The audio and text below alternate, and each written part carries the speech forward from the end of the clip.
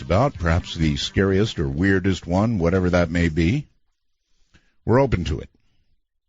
Couple of items before we get started. Under a microscope, and expert eyes, that wing fragment you've seen so much about lately is being carefully examined by many. Looking and looking, no clues, well, nothing we have been told about yet, other than it's a, 777 piece. Has to be the one, right? And this news, despite all the bombs we have dropped, actually billions of dollars spent, 10,000 extremist fighters killed, the assessment is the Islamic State, ISIS, is no weaker than it was when we began. So we have bombed them into a stasis, a state of stasis.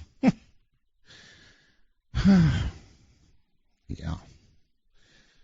In Marana, Arizona, the police department there is reporting what they consider to be a ghost in their radio. Now, this is no normal thing. This is officer is saying, somebody is saying, some woman, stop talking to me. Stop talking to me, like the screaming woman. No technical explanation from those who know about that stuff. They checked it out. So, they think it's possibly a ghost in the radio. There are ghosts in the radio, folks. And by the way, on the subject of ghosts, I've got one I want you to see. It's a ghost hunter's catch, and we put it up on artbell.com. Now, you're going to have to look very carefully. Look near the cannons. That's what I'll tell you. Look near and behind the cannons. And you'll get to see it. It's pretty freaky. I'm pretty big on paranormal, as you know. And there's a couple of items here that I think you might want to know about. Real history, stuff verified over the years, really paranormal, stuff science cannot explain at all, but science admits it happened. Events, actually, that changed history. How about the blessing of the Roman Catholic Church itself? With some encouragement, the miracle of the sun, as it's called, was finally recognized as an actual biblical miracle on 13 October 1930. That's about 20 years after the event itself, and it was a doozy. At about lunchtime on Sunday, October 13th of 1917, the little town of Fatima, Portugal, thousands gathered beneath storm clouds, which were interrupted by an opaque, spinning disk in the sky, which then blasted a dazzling ray of light down upon the onlookers, many of whom claimed to have seen the apparition of the Blessed Virgin Mary in it. Well, it really happened, folks. It was viewed by somewhere between 30,000 and 100,000 people of varying ages, and has since been confirmed as a miracle by the Roman Catholic Church, despite some theories about space dust, probably swamp gas, tricks of light, things people say. Nobody has explained what all those people saw. And then there's one more I thought I'd lay on you. To most time travel fantasies that involve changing history, the catalyst for a butterfly effect throughout history is more often than not somebody dying. You kill Hitler, maybe stop Abe Lincoln from dying or something. And, of course, history changes, right? When somebody dies, you're removing a person's decisions, interactions, all from the world, which is why the poltergeist curse. Remember the movie Poltergeist, right? The girl sort of clawing at the television set. You remember that movie, a lot of you. That's why that movie had such a ineffable effect on history for most. Poltergeist curse is simply that people keep making unnecessary sequels. And now a remake of Hooper's classic haunted house movie, or else maybe it's being damned to hear your near-it-all friend endlessly tell you how Spielberg really directed it. Spielberg he may definitely feel responsible for the untimely deaths of dozens of people. This is a true story involved in that film. He okayed the use of real human skeletons. You know that? Not props. In the very first movie, and since then, an unexplained curse has claimed the lives of most of the main cast in violent and tragic circumstances, and even the novelization writer was killed in a car crash. A few things to think about. All right, now you're going to get the phone lecture, and then we'll break briefly and come back, and it's all yours tonight, really all yours. I'm serious. I enjoy these nights perhaps more than any other, simply because, I don't know, because it's you and because it's open lines and because I don't know what's coming and I don't screen calls. So here comes the How to Sound Better in the Digital Age lecture. We've got a very good phone system here, so if you call in on the phone, try and use a landline. If you can't use a landline, try and use a cell phone that has 5 bars lit up. And if you can't do that, then just do the best you can. Now, beyond that, we have, and of course we have a public number. Let me give it to you. It's area code 952. You might want to write this down. 952-225-5278. 952-225-5278. That's the public number, and there's plenty of lines, so you've got a chance to get through. Now, number 2, Skype. In the digital age, boy, can you sound good on Skype? If you've got a headset mic on a computer, and you've actually hooked it up with Skype and set it, it's going to sound like $1 million. It's going to sound like you're sitting in the studio with me. But if you don't have a computer, no problem. If you have a smartphone, boy, are you in biz. You know, if it's an iPhone or an Android, got to have that talk some night. It's like Ford and Chevy, right? Everybody argues about what's better. Doesn't matter. They're both actually good. And what you can do is put Skype on it. Just download Skype. It's a free download. Once you've done that, become familiar with it. It'll work just fine with your phone. All you've got to do is put in what I'm about to tell you. MITD 51. If you're in America or Canada, you put in MITD 51. And even though I don't connect with you as a friend, doesn't matter. It'll be then in your list of contacts, and you can just punch it and dial me. It's that simple. And if you're overseas, if you're outside the country, anywhere else in the world, actually, same thing. If you've got a smartphone, computer, put in MITD 55. MITD 55. And then it'll be in your contact list. You can punch it, and it will dial us up, and boy, will you ever sound good. Just don't leave it on the speakerphone. So these are the tips for sounding really spiffy in the digital age. Oh, by the way, I was on the air with Tom Likas for about an hour earlier today. That was pretty cool and fun, and, you know, we talked about radio, and we had a good time. Now it's our turn. That's me on Twitter, ArtBell51. Then it will notify you when I turn Periscope on, and you'll be able to look at the back of my head. It's the only place to really mount this camera. Actually, it's my iPhone. Only place to really mount it. So, you know, if you're interested in watching the back of the head of a talk show host, go join me on Twitter at ArtBell51. But a lot of people asked for it. All of that in mind, let us go, I think, to our overseas line and say, hello, Robert, you're on the air. Hi there, Art. How you doing? I'm doing fine. Where are you? I'm in Melbourne, Australia. Melbourne, Australia. We hear from a lot of Aussies, Robert. Mate, your program is just so good. Okay, now get that it's back. Listen, Robert. Wait. Get good and close to where your microphone is on your computer. Hey, I have to go right in here. Then. Yes, right in there. Are you looking at me, or am I just on the phone? No, you're just on the phone. I mean, I can see your picture. Oh, okay. Hi. Okay, so what's up? I just sent you an email a couple of days ago about Pine Gap. Wonder whether you read that. I don't think I have, so tell me. Okay. Well, basically, I was up there in 1967, and I'd hired a mini moke. I don't know if you know them. They're tiny little Jeep-like cars. And I was out in the desert.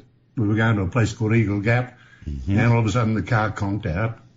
And I thought, it feels like the battery's gone, but couldn't find the battery. I opened up the front, not there. So you couldn't find the battery?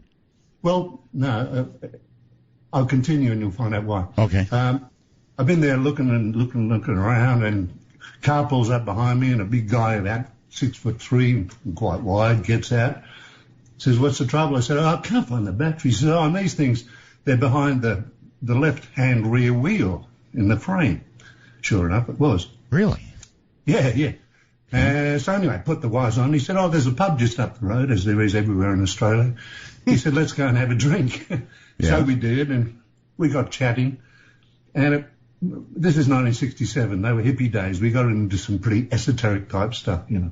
And he says to me, "Well, I work at Pine Gap." I'm going, "Wow, you know, but tell me." So anyway, he was telling me that he was, I don't know what they call him. He's the sort of guy that hires people. What is Pine Gap?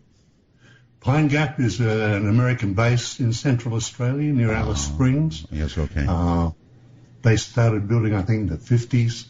One of the first things they built there was a Tesla coil, so maybe that's some clue. Anyway, he told me that he worked at Pine Gap, but because he was Australian, he could only get down as far as a level 8. He said went right down. And he told me that they were messing about with anti-gravity. This is level 8 below ground. Yeah. Okay. Anti-gravity. That's what he said, yeah. You know, it figures if we really had anti-gravity, we'd probably take it to Australia. Yeah, well, we're upside down, aren't we? We're down under. So anyway, he told me that the technology came from crashed UFOs, which is... He basically told me the Roswell story, but in his case, they crashed somewhere between Russia and China. Sounds weird, but not so much. Not so much, really. I've often thought there must have been crashes elsewhere. Right. Well, this was 67, so I don't think the Roswell story came out till 70s, was it? 72 or something like that? Oh, no, it was out in 45. Oh, okay. Anyway, he told me the story, and he said there were beings involved who were, and these are his exact words, they were roughly 4 foot 8 inches high, with very thin vertebrae, which suggested they came from somewhere with a gravity less than ours. Sure. And I thought that was really interesting. A couple of nights later, I had a meal or barbecue actually, in the creek there, with him and 2 other guys who were from America. Yes. And they told me that they arrived on these great planes that they come into Alice Springs quite regularly, Starliners, I believe they're called, and that they sort of moved into almost a replica of their own house there on the base, and that our government didn't even know they were there, and da-da-da-da-da-da. But I just, like, this is 1967, I just wondered, I'd be really interested if you could interview someone who sort of maybe knew more of what's going on there these days. Well, did you stay in touch with this guy? He did write to us, but I then split up with the lady I was with at that time, and I had no contact, no. His name was Mac. That's all I recall. Mac, well, that'll make it easy. Mac, that you met in a bar. What makes you think that it was just more than 2 guys sitting around drinking, talk? He had no reason to sort of tell me lies. It was him and his lady and myself and my lady, and we were talking for a little while before this occurred. And particularly when we had a barbecue with him 2 nights later, and the same stuff was still being talked about, I really don't think he was lying to me. Gotcha. All right, I really appreciate that story. Thank you. What do you think, folks? Sounded like a legit recitation of a story. That doesn't, it's not first person, but yeah, if we had something like that, I think indeed we might take it to Australia where there are fewer prying eyes. Everybody knows about Area 51, and of course they don't get in, but there's constant traffic by it now. People gawking and trying to see something. So why not take it to Australia? Actually. Well, okay. Let us go to regular old Skype here in the North American sector. Somebody named Disconnected76. I hope that doesn't mean mentally. Not at all. That's me. Howdy. How you doing, Art? Great Very to be well. back. Oh, it's great to be back. First off, I just wanted to tell you, I discovered today that the TuneIn app is also on the Xbox One, so I have it going on there loud and clear. Oh, yeah. I have forgotten about that. How could I do it? My daughter has an Xbox One, which she is on constantly. And I had heard that we're actually on Xbox One. So, we're on everything but a toaster. Well, who knows? Maybe soon, right? Soon. As far as the story goes, I don't know if you remember, but the last show you did, Spooky Matter, where you were with Sirius. Yes. My wife, Stella, had gotten through to you and had discussed the house we lived in where the knives were coming out of the sheets on the counter into the floor by my feet. I kind of remember that, yes. Right, and she had found the, I guess I should say we, but she was the one who found all this back there, and then found the bones and the teeth and the 150-year-old money back there. Yeah, I remember. So yeah, there's that whole situation, but we've since moved from that house. Don't blame you. No, it got a little much, to be honest with you. But as I reflect upon things in life, that isn't really the first instance of that's happened to me. I remember when I was really young, and we're talking between the ages of 2 and 5 here. I remember a distinct smell of bacon, eggs, and coffee. Now, the reason I say that is because I live with myself, my older sister, and my 2 parents. I remember that, too. I mean, what's so odd about that? Everybody pretty much has bacon, eggs, coffee in the morning, right? But see, nobody ever did. Oh, well, that's a problem. That was never cooked. And at the same house, again, this is when I was very young. Well, that bacon, eggs, and coffee that you smelled? Yes. That was obviously from a prior tenant who had died violently in your room. and they just kept having to cook over and over and over again. Sorry. It's all right. But in that same house, 2 more things of note for that house. Up on the top level in the bathroom, my sister was hanging, she was 9 years older than me, so she was still pretty short. She was hanging shower curtain, with the hooks. Yeah. And everything, and she was standing on a stool. Yeah. And my mom, I saw this, and I have a fairly vivid memory of it. My mother was also there and insists that my memory is not mistaken, that she got thrown across the room into the wall, which was about 8 feet away from the shower curtains. Oh, see, now that's way into the paranormal. No question. Yes. Woof. Yes. And I remember a lot of people having weird dreams there, but the only other thing of real note before we moved out is when you would go up and down the stairs. Yes. You could hear things whispering your name, and you always felt like you were going to get pushed down. Yeah, so it's fair to say you haven't had a lot of luck with houses. Well, I guess not, no. Either that or I'm very lucky and get to experience those things depending how you want to look at it. So how's the house you live in now? We live in a high-rise apartment just outside of Minneapolis, and we have no paranormal activity at all whatsoever as of yet. Way to go, sir. All right. Thank you very much for the story, and good luck with your future real estate. Going to Iowa City, Iowa on the phone. Hello there. Hi, Art. How's it going? It's going really well, thank you. Good. You know, this story happened to me in December of 1997, and I have to tell you, I have tried to call you when you were on the radio ever since, mostly on the Ghost to Ghost line, and I'm so glad to finally get a hold of you. Well, here you are. Well, like I said, this happened about sometime in December of 1997. I was back on Christmas break from college, and I was at my girlfriend's house. She lived about, 10 miles from me in a very wooded, rural area. Mm-hmm. And I would go hang out with her until pretty late in the evening, and then I would go home. But because it's an Iowa winter, it was so cold that I would go out and start my car about 15 minutes before I would leave. I did that in Alaska. I understand. Okay, so that's what I was doing. I went out, started my car, the headlights came on, and she had like some pine trees, off to the side of her house that my headlights were hitting. And as I was getting ready to step out of my car, I saw movement in the pine trees. Now, this was like 2 a.m, so it was very dark, and snow, thick snow on the ground. Right. And I watched it for a second thinking, it was just nothing, but a woman came out from behind these pine trees, and she looked distraught.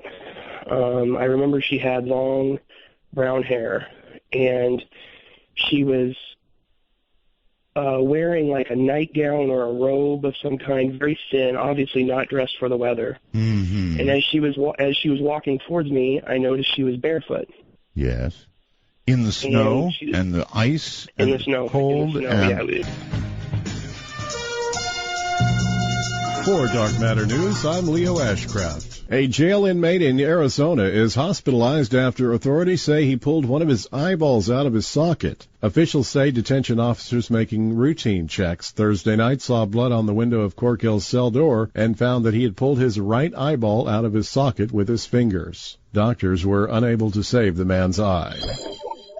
A Texas businessman used an app to find his iPhone in a rural pasture after it fell about 9,300 feet during a flight from Houston. Wilson says he and a pilot were traveling home Monday in a Beechcraft Bonanza when a pressure change caused the passenger door to open slightly. Wilson didn't realize his cell phone fell out until after landing. He and an employee used an app to narrow the search down to near Jacksboro, more than 50 miles away. The pair set out on their search Tuesday and ended up in a rural pasture. They found the cell phone under a mesquite tree. And believe it or not, the cell phone still works. That's one heck of a cell phone. This is Dark Matter News.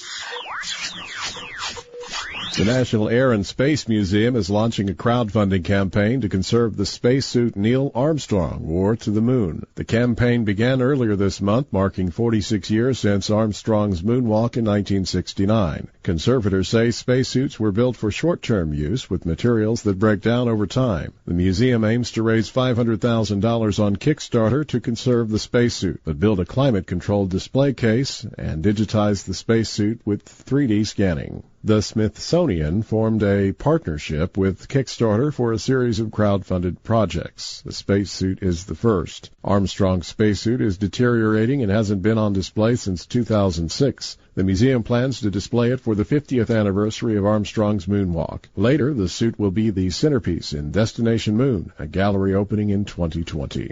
The Kickstarter campaign has already reached its goal, raising $582,000 of their $500,000 goal from 7,591 backers, with 18 days left to go.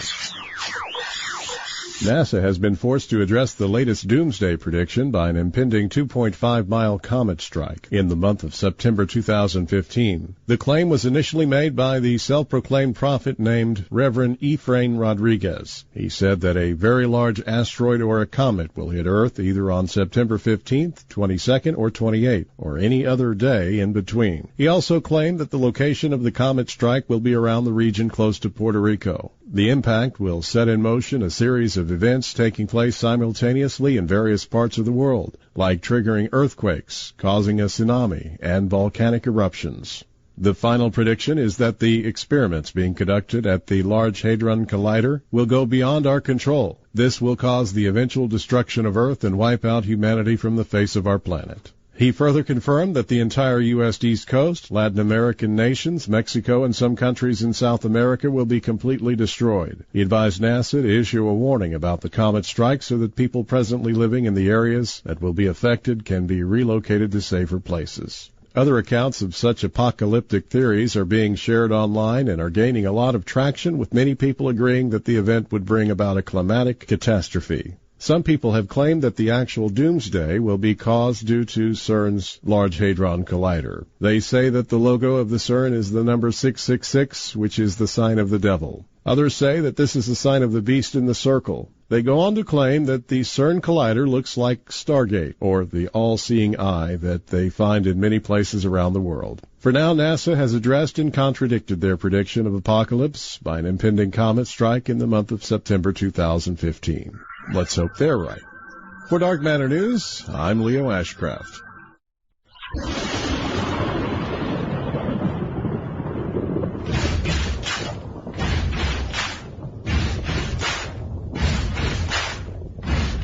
Bearing down on her, and what happened?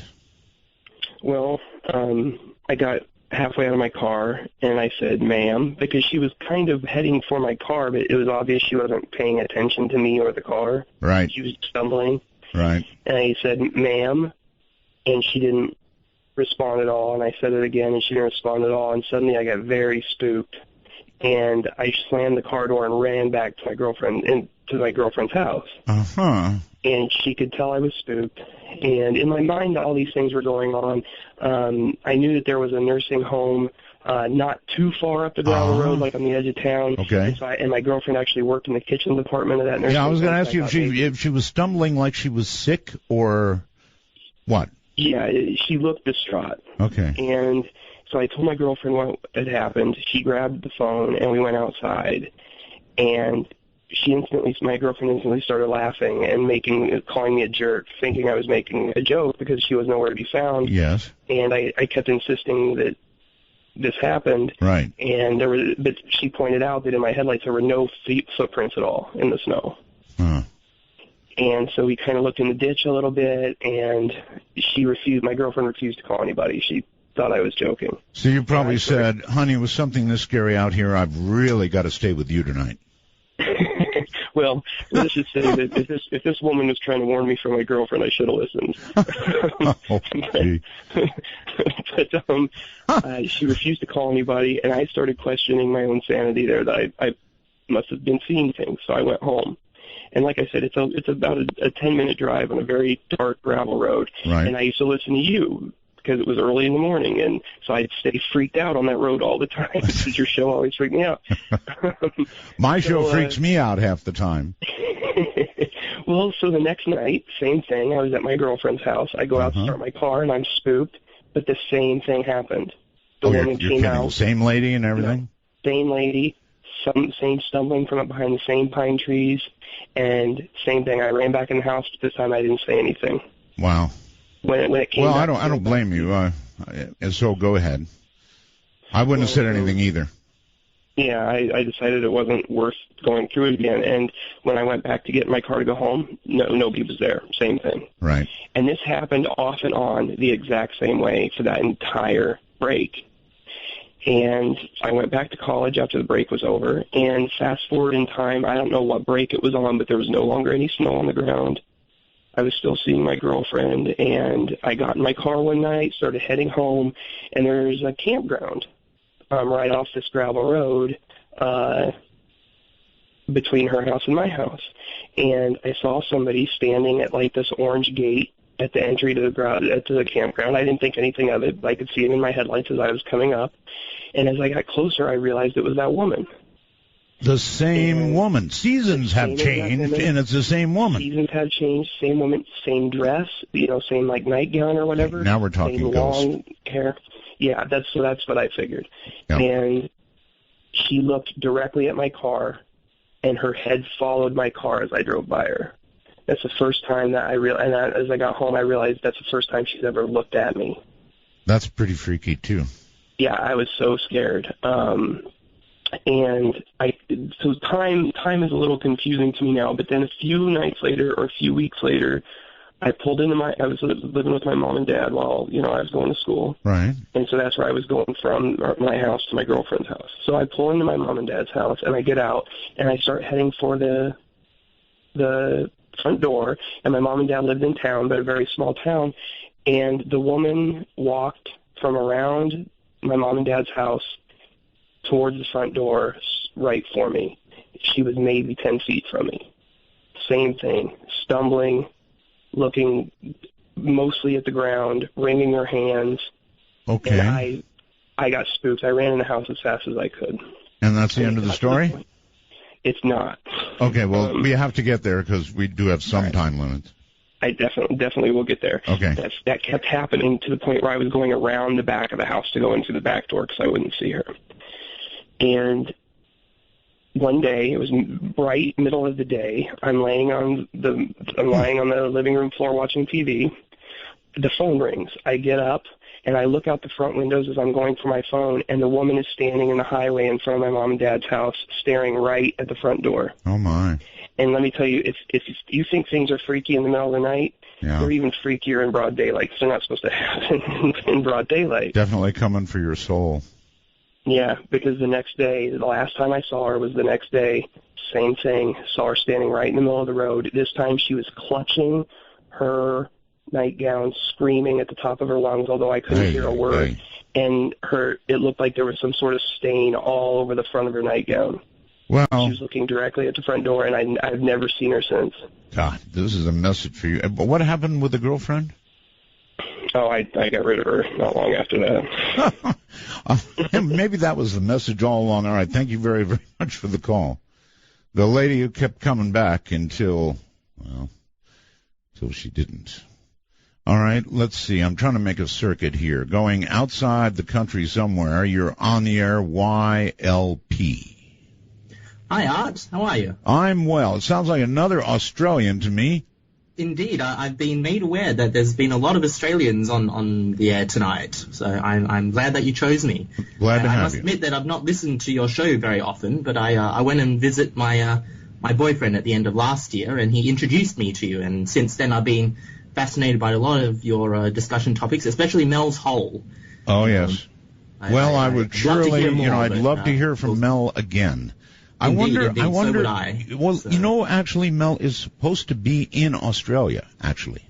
Oh, really? Oh, yes, Well, yes. I'll Mel contracted, sir, Mel contracted cancer and was last heard to have gone to Australia. So, I don't know what to tell you. Watch for guys around holes. Indeed. Sounds good. Well, okay. All the best for your ongoing show. Thank you. I'm very excited to continue listening to your exciting stories and those of others. Well, now we have you. You have one? Indeed. Thank you. Do you have the story? No, unfortunately, I don't have any fancy stories, but I very much enjoy hearing those stories of people around. Well, okay then. Thank you for calling, and cheerio. Cheerio. Okay. Bye. Take care. All right. Let's see. Skype here in North America. You're on the air. Hello. Is this me? It is. Oops. Oh, I am so sorry. Jack W. Jack W., buddy, I'm sorry. If I see you pop up again, I just did that by mistake. Maybe he's calling back. No, it's not Jack W. It's a Jack. Jack, you're on. Yeah, it is Jack W. Jack, buddy, you made it back. No, but I can't believe I got through. Is this the one and only Mr. Art Bell? It is. You're not Jack W., huh? No, unfortunately, I wish I was, apparently. You're another Jack. I'm a Jack. I am Jack from Miami, Florida. All right, Jack. Jack W., I'm glad sorry, I got man. through to you. Welcome back, Mr. B. Thank you. Thank you very much. No, and I mean that sincerely. Mr. Bell, I'm going to make it quick because I know we have time constraints. Yes. And the clock, and since you're the time traveler, so am I can empathize with you. Let me bring my point to fruition, as Sure. I say. Sure. Do you remember the interview you did with Father Malachi Martin in 1997 regarding to get to the point, the Vatican having built an observatory in Mount Graham in Arizona? Oh, yes. Thank you.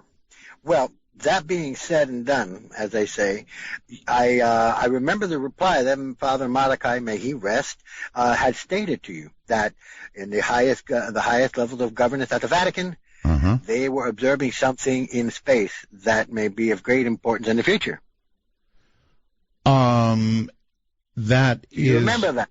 Well, I don't remember him referring to a specific thing. No, I know, but vaguely, do you recall that he did make reference to, and you can correct me if I'm wrong, because I might be now, mind you, that they were observing something that would be of some great importance in 5 to 10 years in the future? No, I don't remember that detail. I remember the Vatican was watching for something. Now, well, I'm not sure what that something was, frankly.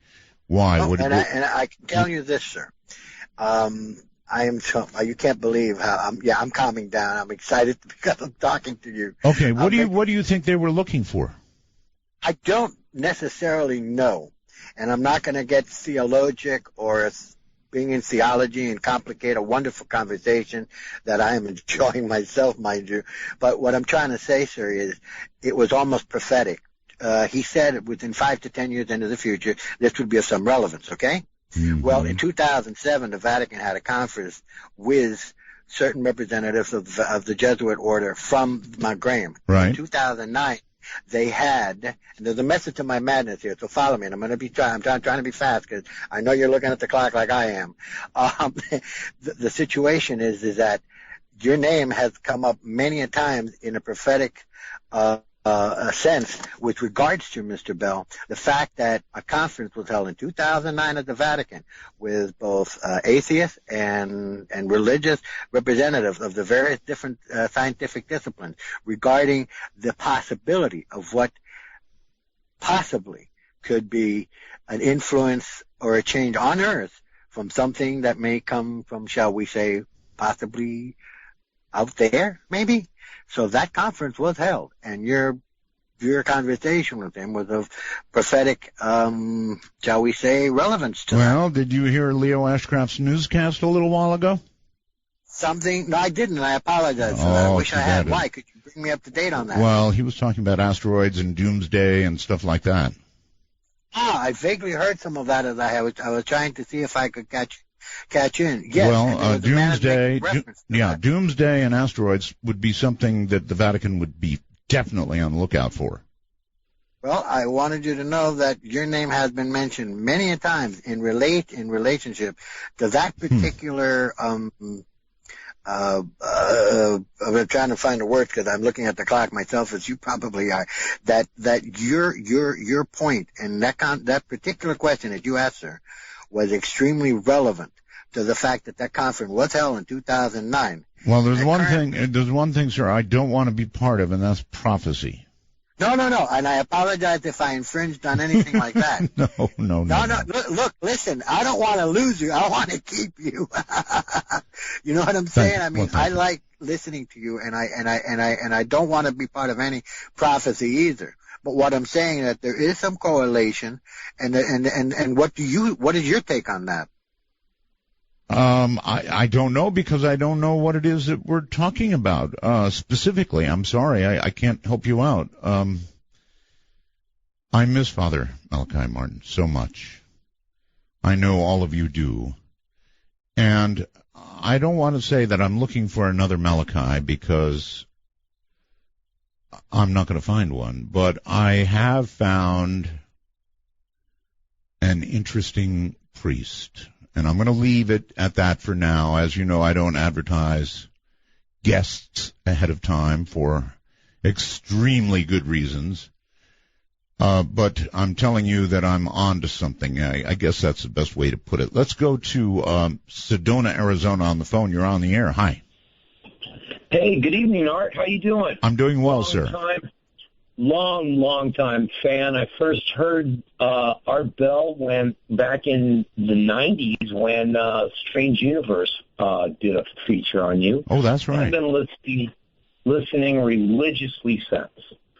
I'm an advanced quantum mechanics physicist, and I'm sitting here with the illustrious, beautiful Linda. And the reason for the call was we kind of entertained this idea a while back, but we didn't know where we wanted to break this story. Break it here. And I couldn't think of a better place than to do it on the Art Bell Show. All right, fire away. What have you done? Well, here we go. It was about a year ago, wasn't it, Linda? Back in it was like last year in March. And she saw me on YouTube, and she reached out and said, "Is there something that you could do for me medically?" I said, "Well, I do take a few select cases from time to time on. Tell me about yours." Okay, well, when you keep saying Linda, you're not talking about our Linda Moulton Howe, right? You used the last name. I don't want you to do that. I'm sorry, I had to take it out. Linda is your friend? Yeah, best friend. Best friend, okay. And there you go. And so about a year ago, when she found me on the web, she reached out and asked me if I would help her in her medical condition. Okay. And so what we did, Linda here was pretty much shattered from nose to toe in a terrible drunken driving accident. Drunken driver hit her and it smashed her entire body. Her pregnant son was born in a coma. Oh, my God. He's doing good today. But Linda has went through about, 12 now? Lost count, yeah. She's went through about 12 botched surgeries. They've cut nerves. They've left her to a state where she would never walk again. Oh, my. Very bad, yes. I took on this case, and Linda's pretty happy to say that we walked across the island that we live here a mile. She runs up and down three. She okay. We don't have a lot of time, but what did you do for her? Well, we use frequencies. She dropped her off all of the meds. We now use frequency-based technology that I've designed. Okay, but how do you deliver? Hold on. How do you deliver the frequency? Is it an audio frequency? Is it a frequency of radio waves, RF? What? We do it via text message, Art. Really? This is the most advanced way out there. How do you text? I'm sorry. How do you text a frequency? Well, it's a standard text message, yes. A picture image, and then we attach a specific vibrational code frequency, and then I use the telephone number as the quantum entanglement code, thus matching the telephone number with the image once it arrives, and you get about a 10-inch field. Now you understand. This sounds pretty crazy and wild, right? Well, I have 2 world records that have been tested. Okay, I'm not going to argue with you. I'm just saying it. You understand. It sounds pretty wild. Yeah, it sounds pretty wild. Okay, so I hear Linda. Yep, I hear Linda in the background. Linda, I want you to come to the phone and tell me if you've been cured by text frequencies. Oh, well, it started on a text frequency. He also has a Digimens program that runs similarly. So I've had several treatments with that, and the holographic treatments with the text. And nerves were regenerated that were cut for 16 years. Wow. So you're here to testify, Linda, that it really works. Oh, it really works. It's beyond work. Yeah, there's about 1,800. What does she mean beyond works? Well, I mean it beyond words because, as a matter of fact, when I discussed all of the problems I was having, because I wasn't only just the accident, I've had multiple problems with improper medical treatment. And a few years back, I was actually had a doctor empty a bottle of Buvocaine into my main valve at a routine checkup. Well, you sure do.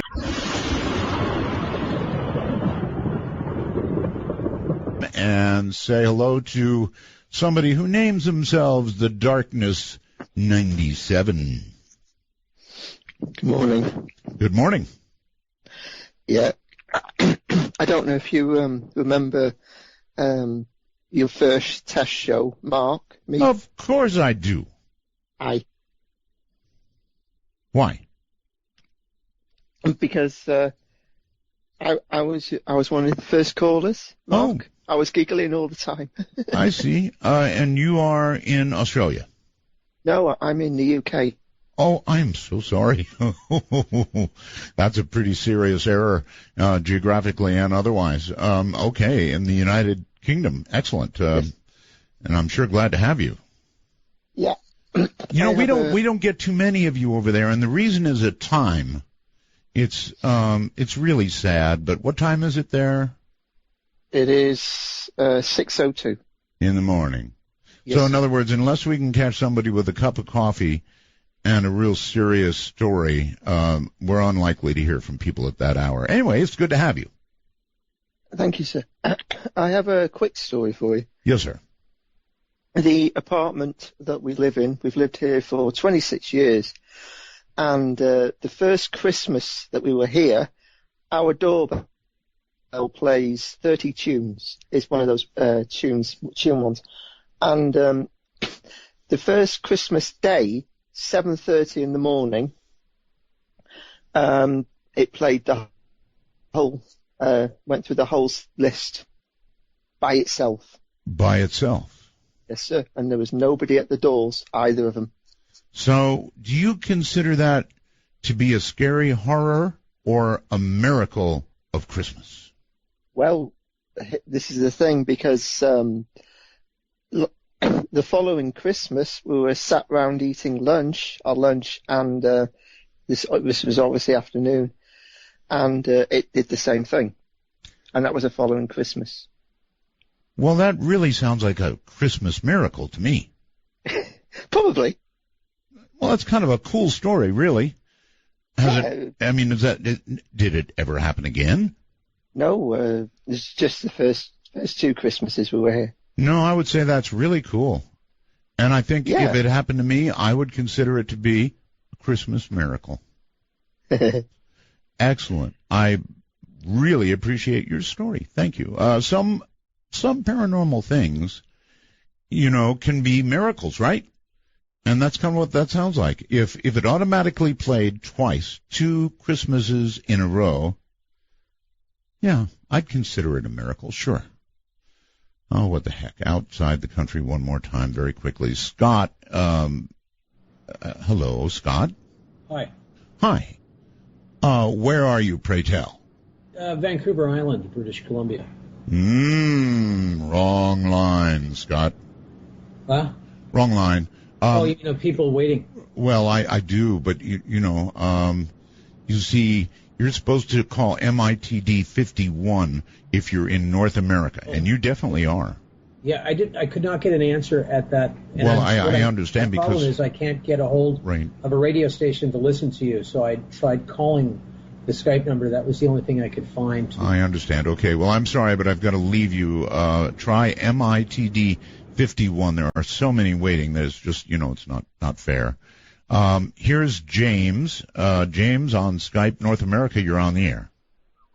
How's it going, Art? It's going well, sir. Yeah. Extinguish your device immediately. I am. I got the computer going. Cool. Okay. I have something that's going to touch hold to you because you were on Kadena. Scott, I still hear it. You do? Yes. Now it's going. I was indeed Kadena Air Force Base. Right. Okinawa. Yes. Towards Naha on Highway 58, there was a base on the right-hand side that was called Camp Kinzer. You remember that Marine Corps base? I absolutely do. I spent almost a decade there, buddy. Yeah, I spent a long time there too. Anyways, I was a military policeman in the Marine Corps. I'm a contractor now. I've been in Afghanistan and Iraq numerous times, but I want to get to the story. Sure. Here is the funny part. We get a call one night. Now, you remember you had security all over for certain sensitive places. Oh, yes. This place was PWR, Pre-Positioned War Reserve. Mm-hmm. And that meant guns and different things in this building. Right. Well, that building during your era was used to hold corpses. And there were freezer areas. And during the war, in the Second World War, they had landing strips. If you've been on Kinzer, you know what I mean, those big, long roads. I don't think I was ever on base there. Okay. Well, anyways, I get a call one night that something's going on at this PWR. And it was first, I'd only been there maybe a month. Mm-hmm. And then I find out later that this was common. And since it's paranormal, this is why I'm calling in. Okay. I go in there and these guys are like freaked out. There was a dark green in the Marine Corps. Dark green means black. Light green means white. Right. There was a mixed couple guarding. Okay. And the dark green was ashen gray. I'm not joking you, my brother, my veteran brother. And they're both freaked out. Are you there? I'm here. Okay. Anyways, what ended up happening was they were speechless and they're just pointing. So I go in there to check it out. Now, I'm walking through the boxes and the different things that are in there, and I see an apparition. And it was like midriff. There was no bottom, but there was a top in form. But remember how looking through... Well, are you saying like half a body? Well, do you remember how looking through the old night vision? I'm a cold warrior, too. I was in the Army before I went to the Marine Corps. Yes, I know about night vision. Yeah, and remember how it was just a ghost image? Sure. Back in the day, now it's brilliant. That's right. But the thing is it was just like night vision, except I'm looking with my own eyes, and it was like smoke. And this thing, and it had form. I really wish I could describe it better, but it kind of looked at me and walked into the freezer through that freezer wall, that steel door, stainless steel door. That would do it for me. And of course, I went right behind it and opened the door, and there was nothing in there. Of course. So that's the only reason I called. Oh, that's plenty. That's plenty of reason to call, my friend. I listened to you since my son's now 17 on 6:10 a.m. in Columbus, Ohio, is where I listened to you from back in the day. Okay, well, thank you very, very much for the call. And yes? Gab knows me as Sword Point 9. God bless, Art. All right. Thank you, sir. God bless you, too. And, yeah, if you see something walk through a wall, you're actually, I don't think I would have gone and opened the door, frankly. Really, I would not have. But, people do what they do. In other words, anything that walks through a wall, probably I don't want to see when I open the door. Thankfully, he didn't see it, right? But what if he had? On the phone, Oklahoma City, Oklahoma, it says, you're on the air. Hello, Art. How are you? I am well, sir. Thank you. Many, many, many Roswells to you. Thank you. And I'm looking at you on Periscope. Oh, really? I forgot about that clock. I just love that clock. I do too. I wish I could get one. Well, you can. They're gettable, but they're not cheap, I'll tell you. Okay. Yes, wow. you can get one. Well, I don't exactly want to give out the name. That's free advertising. Okay. But what the hell? Let's see. It's BRG Precision. That's BRG. Baker, Robert, George, Precision. You know, Right. and they're not cheap, but they're wonderful. You plug Ethernet into them, and it keeps time by the atomic time servers. Great. As I've mentioned before, I saw this baby, you know, in Paris, France, at Radio France Internationale, and I did everything but rip it off the wall. I begged those people. There was no label saying who made it, so I had to find it. I remember the stories. Yes. Anyway, what's up? My name is Tony, and I'm from Norman, Oklahoma, which is about 30 miles south of Oklahoma City. Okay. And I've talked to you twice before. The last story I told you was about a foot that I felt under a couch. Oh. And this happened about 5 years ago, this past 4th of July. Okay. I was at my brother's house, and he has some kids, and they were doing fireworks, and all the lights were off outside of the house. The outside of the house lights up. It's got a lot of spotlights. You So just reminded me of lights, sir. I should turn this light off, actually, and I should turn the back light on so that people can see better. Thank you. Continue. And so it was dark out there. Mm-hmm. So about 3 hours later, I decided I was going to go home. So I walked out the front door. All the lights were out. It was dark. Mm-hmm. And I hit the clicker for my car to unlock the car, and the headlights come on. And I wasn't looking at the headlights or around the headlights because I know they come on. And the headlights, out of the corner of my eye, I saw something standing, and I looked to there, and there was a gray standing there. It was a gray, as in gray aliens that we talk about? Yes. How tall? And about 3.5, 4 feet.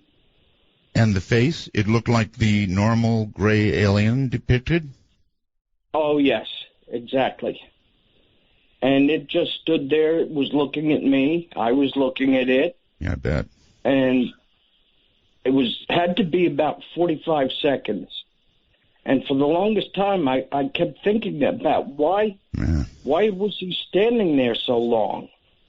And I thought, well, maybe he's the one I know. What do you mean What do you mean the one you know? I have had abduction or experiences. All right. So that's the only thing I can think of as to why he stood there so long. But he turned and walked through this tall grass that came up to about its knees. And I never saw anything move the way this thing moved. It just turned, and I can't tell if it was running or what, but it moved so fast around the back of the house. Okay, let me ask this. Was it, when you say the way it moved, was it as though, if you run, there's a motion, right? Yes. Was it like that, or like it just, smoothly moved fast? I didn't see any bounce as if it was running. Wow. But it was moving extremely fast. I've never seen anything move this fast. And in the distance, after it went behind the house, I thought I saw it jump the fence. And it had to be about 30 feet if what I saw was that. And I'm pretty sure that's what it was. So I turned around, I went into the house, and everybody was watching TV. There was about 10 or 12 people there. And yeah, what do you do? Interrupt 10 or 12 people watching TV? Guess what I just saw?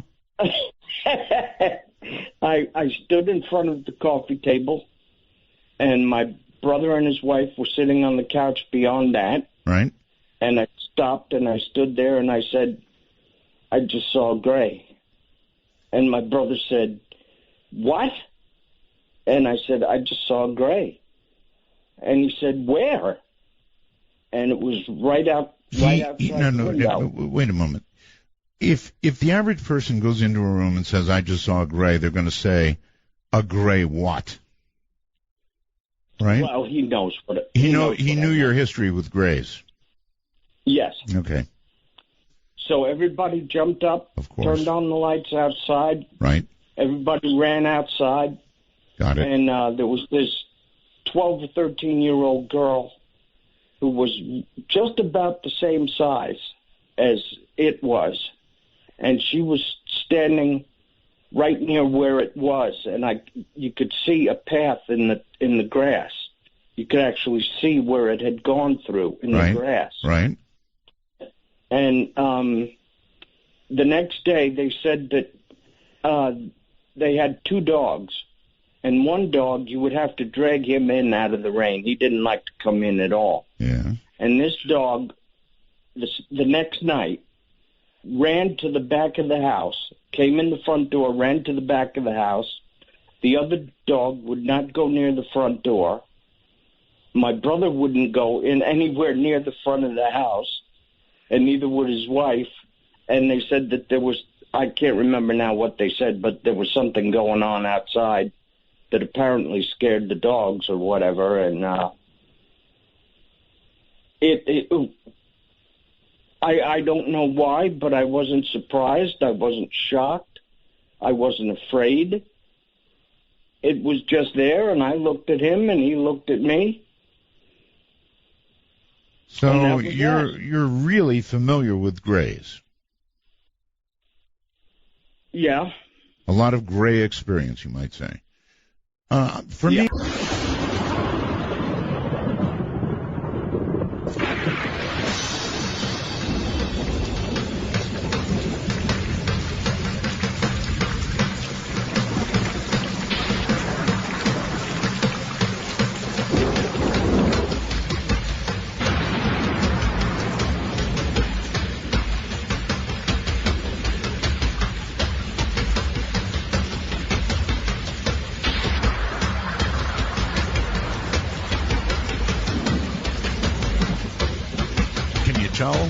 Can you tell I like thunder? Oh, it's so rocks. Coming to you at the speed of light in the darkness. This is Midnight in the Desert with Art Bell. Now, here's Art. All right. Getting down on my hands and knees. Really, I am. Actually, I am on my hands and knees. It is Jack W., who I cut off without mercy by mistake earlier. Jack, I am so sorry, buddy, and you are on the air. You know what, Art? I'm actually kind of glad you cut me off. Why? I had my front door open and a train came by, buddy. It would have completely covered me. Well, anyway, I am so sorry. It was just I'm still learning about all this stuff. Hey, you know what? It happens. Now get up off the floor before you hurt your back and miss some shows next week, huh? Yeah, you're right, actually. All right. So now that we got that out of the way, let me start this fresh with a Roswell's and Kecksburg's from the New York, Pennsylvania border. Okay.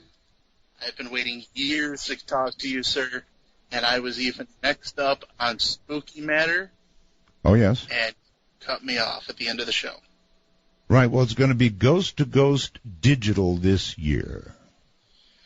Well, see, the thing is, though, because of tonight's theme, I can give you one of those stories that I would have given you that night. All right, lay it on me. The town I grew up in here, on the New York, Pennsylvania border, is a very, very active town, and I have no idea why. All I can guess is that we have a mound. A mound? You know it? Yeah, a mound. A mound builder mound that's not on the charts. Well, I don't know what a mound builder mound is. It was a group of Native Americans that built mounds. Oh. They were kind of tied in with the Mayans, I guess. Okay. I'm not an expert. All right. I'm not even going to claim to be. Okay. Like a Mayan mound. Yep. Mm-hmm. So I think they built it here because there's an energy here. Anyway, I grew up a block away from a cemetery. And I'm sure you've heard tons of cemetery stories over the years.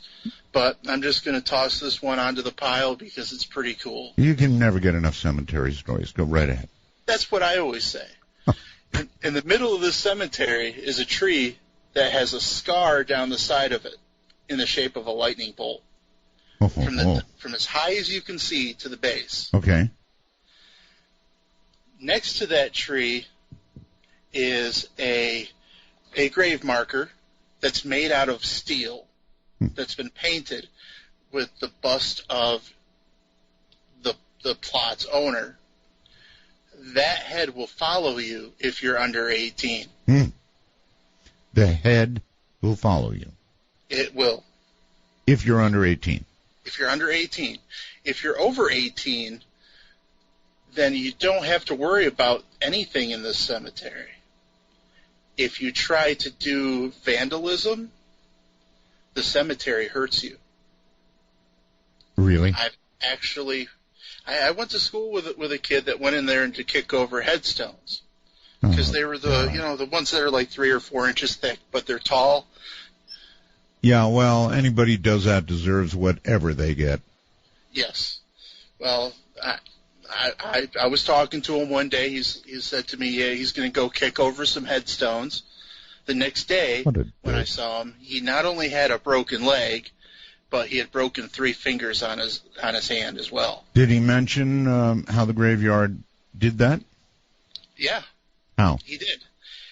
He twisted and broke his ankle in a sinkhole that we could never find because we went back looking for it. Yes.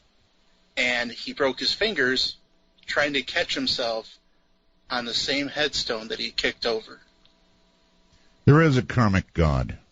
Yes, there is. Absolutely, sir. Mm-hmm. Well, that's one whale of a story, I must say. And I hope with all my heart that that's true. And I guess that is the stuff of legends. So it's like you stay away from that graveyard. Absolutely. And you never take a mirror into that graveyard. A mirror? Mm-hmm. Why? Because it will burn your hand. It'll burn your hand? Yep. Anything else about it? There's a few other little quirks. That's quite enough, actually. Yeah, it's quite enough. I don't want to. I know there's other people out there. In fact, I've been talking to one all evening. I see. So I'm gonna let you go. Let somebody else get on. All here. right. Well, all I can say is that the dope got what he deserved, and maybe he deserved more. That's horrible. Absolutely horrible. All right, my friend. Thank you very, very much for the call. And, of course, again, excuse the drop. I'm so sorry about that. Hey, you got me back on. 73rd, sir. Keep your stick on the ice. That's a ham radio thing. Let's go by phone to, well, it says Mansfield, Ohio. I never really know. People move around so much now. Hello. Hey, how you doing there, Art? Very well, sir. Thank you. That's great to hear you again. This is Steve in Ohio. I got a UFO story to tell you, a little quickie. I was just sitting here at my desk, minding my own business, just playing on the computer, and I sometimes go to the door and look out, and I looked out, and to the left of my house, there was a green, kind of like a welding torch light, but it was in an empty field, which there used to be. Wait! Are you telling me this is happening tonight? No. Okay. No, this happened. This happened back in the past. All right. I can't remember, like a year ago, maybe. Gotcha. And and it was it was green. It was big, and it was green, and it was like a welding torch, a light, real bright. And nobody else seen it because I've even asked one of my neighbors, which lives two houses up from me, who I know, and he didn't see it, but I told him about it too. But anyway, I just want to tell you, I didn't want to really, well, you do know where I am, so the Men in Black may be coming, right? That's right. All right, thank you very much. All right, I love you, man. Take care. Keep your eye on the sky.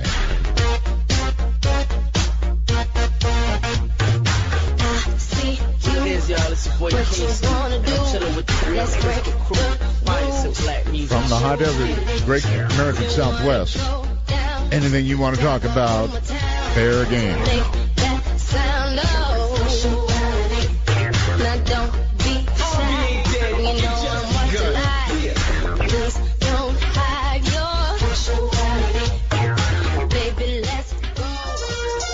For Dark Matter News, I'm Leo Ashcraft. A Texas man was wounded after he fired a gun at an armadillo in his yard, and the bullet ricocheted back to hit him in the face. Cass County, Texas Sheriff Larry Rose said the man, who was not identified, went outside his home in Marietta, Texas, at around 3 a.m. local time Thursday morning. He spotted the armadillo on his property and opened fire. The animal's hard shell deflected at least one of 3 bullets, which then struck the man's jaw. The man was airlifted to a nearby hospital where his jaw was wired shut. The status of the animal is unknown. The sheriff said the armadillo could not be located.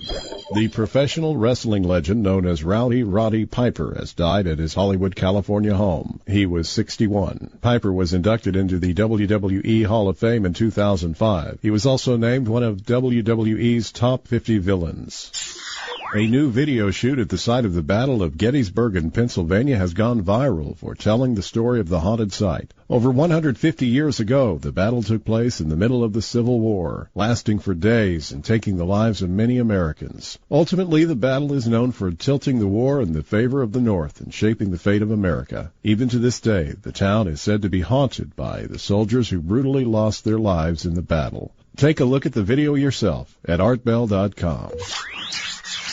A massive fireball soared through the sky over Argentina, triggering a wave of social media posts. The mesmerizing show, which lasted just a few seconds, colored the sky green. The bright object could be clearly seen from Argentina's capital of Buenos Aires. Other reports of the dazzling display came in from Brazil's southern state of Rio Grande do Sul, as well as neighboring Uruguay. Most of the observers said the spectacle lasted for some 10 seconds as the massive fireball burnt up in the atmosphere. Witnesses reported that no sound was heard. Social media was subsequently bombarded with pictures, videos, and images of the event under the hashtag Cielo Verde. Hundreds of internet jokes about the origin of the phenomenon immediately followed, with the most viral suggesting that the celestial object was none other than the ball Argentinian striker Gonzalo Higuain infamously kicked high above Chile's goalposts at the recent finals of the Copa America Football Championship. Take a look at yourself. We've compiled several of the photos and videos for you at darkmatternews.com. Earth is entering a fast-moving stream of solar wind. In response, NOAA forecasters estimated a 60% chance of polar magnetic storms today. For those in high latitudes, tonight is the night to watch for these auroras. There's a full moon tonight, the second one this month. According to modern folklore, that makes it a blue moon. If you go outside tonight, look up, and you'll see the sky filled with blue moonlight. You might see something else as well, the Southern Delta Aquarid, SDA meteor shower. Caused by debris from an ancient sun-grazing comet, this shower produces 10 to 20 meteors per hour every year in late July. If you can't get outside tonight, take a look at darkmatternews.com for one that was recorded over North Carolina on July 29th by NASA's network of all-sky meteor cameras. The SDA fireball exploded behind a cloud, producing a bloom of light almost as bright as the waxing blue moon. So no matter where you live, the best time to look for the Southern Delta Aquarid meteors is during the hours between midnight and dawn, when the constellation of Aquarius is relatively high in the sky. The long-lasting shower is active from mid-July to late August. It overlaps with the more intense Perseid meteor shower, which peaks on August 11th through the 13th. Meanwhile, the best time to look for the blue moon is, well, any time tonight. It's up all night. And be sure to take your cell phone along with TuneIn and enjoy Art Bell's Midnight in the Desert and enjoy the Blue Moon, Comets, and Aurora show this evening. I'm Leo Ashcraft for Dark Matter News.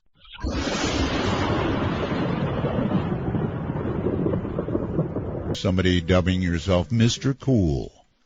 Oh, my God, this is me. It is. I got through. You did. I can't believe this. Are you cool?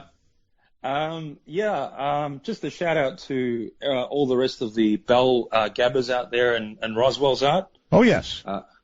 I can see you on Periscope as well. Well, not now. You can't because I stopped it. Before I was. I turned it over. I was on Periscope. I often worry that I don't hit it right and start it, but apparently I did. Okay. I just wanted to ask you what you thought of Jurassic World. I loved it. Yeah, I thought it was amazing. It really was good. I did enjoy San Andreas more. San Andreas really freaked me out, but Jurassic World was also a triumph of CGI. Yeah, it was amazing. I'm really, really floored by. I can't believe the sound quality. The sound quality. I mean, you sound incredible. Yes, things have changed. Where are you? You're of course in Melbourne. Melbourne, Australia. Okay. It is amazing, isn't it? I mean, it's like you're sitting here. Yeah, I'm talking off an iPhone, and I've got my earphones on, and it just sounds unbelievable. Yeah, amazing. Well, since you're here, you're a Bell Gabber, huh? Yeah. Okay, I've got a question on my computer, which says, Bell Gabbers want to know, what is the piece of paper taped to your clock? The piece of paper taped to the clock. Right. Which clock they're talking about? The clock that you have. There's only one clock here. The beautiful. You're saying that clock that you just mentioned before that everyone wants? Yes. That one. I'm going to answer because obviously there's not enough resolution for them to know what that is. So I drew a circle with a plate from my wife's kitchen, and I built what's called a commercial break clock. So that's all it is. In other words, it's got the times where if I'm smart, I roll music and head into a break. That's what the piece of paper under the clock is. It just has a circle and a music roll time, something I made up so I know I get enough music in just before break time. That's all. So the mystery is solved. Yes. I know that I'm going to ask a question, Art, and I don't know if, I know you've talked about the Ouija board story and you don't really want to disclose. And so your mission is to pry out of me something I have absolutely said I will not discuss. How about this? If I tell you what's circulating on the internet regarding that Ouija board story, can you tell me if that's true or false? I'll tell you what's being circulated on the internet. Yeah, fine. Go ahead. Okay. There is someone on the internet that said that apparently someone sent you a Ouija board and that you received that Ouija board and you cut it up into little pieces and threw it in the trash can. And then the following day, you came in and apparently found it reassembled. And ever since it spooked you and you just don't ever want to talk about the story ever again. The only part I'm going to verify is it was sent to me. Now, I will tell you that also sent to me was, and I swear this is true, the most evil-looking old doll you'll ever see in your entire life. It was in a plain box, the old story of plain brown wrapper, no return address, and that was one evil damn doll. I'm telling you, it was bad. And that doll was hauled away by the trash guy. That scared the heck out of me. The Ouija board story, you don't get it. Just one final thing, and I know everybody probably wants to know this. Madman Markham? Yes. He's coming back? Madman is still alive as of probably about 3.5, 4 weeks ago. He said he would come back on the program. I probably might give him a call this weekend, see if he's up for it. I can tell you he told me he's got a large warehouse, and he is scaling up his time machine. I didn't ask him where he's getting his parts. I know he's hard at work, and I still think he's going to French fry himself, but who knows? Well, it was great talking to you, Art, and everyone else, just to let you know, it can be done. Try calling in, people. You can get through. There you go. Thank you very much. And take care, my friend. That's the other side of the world. Pretty much as far as you can go around the world. And yet, if you were listening carefully, he sounds like he's right here. What I would like to recommend to all of you is that you use earbuds. If you've got a phone, probably when you bought the phone, it came with earbuds, right? Try them. You're just not going to believe how good it really does sound, and you won't know until you put those earbuds in. On the phone in Ohio, I think. Newark, is that right? It's where I'm from, but I'm in Columbus right now. I work for the railroad, and they got me in Columbus. Gotcha. All right. Well, welcome to the program.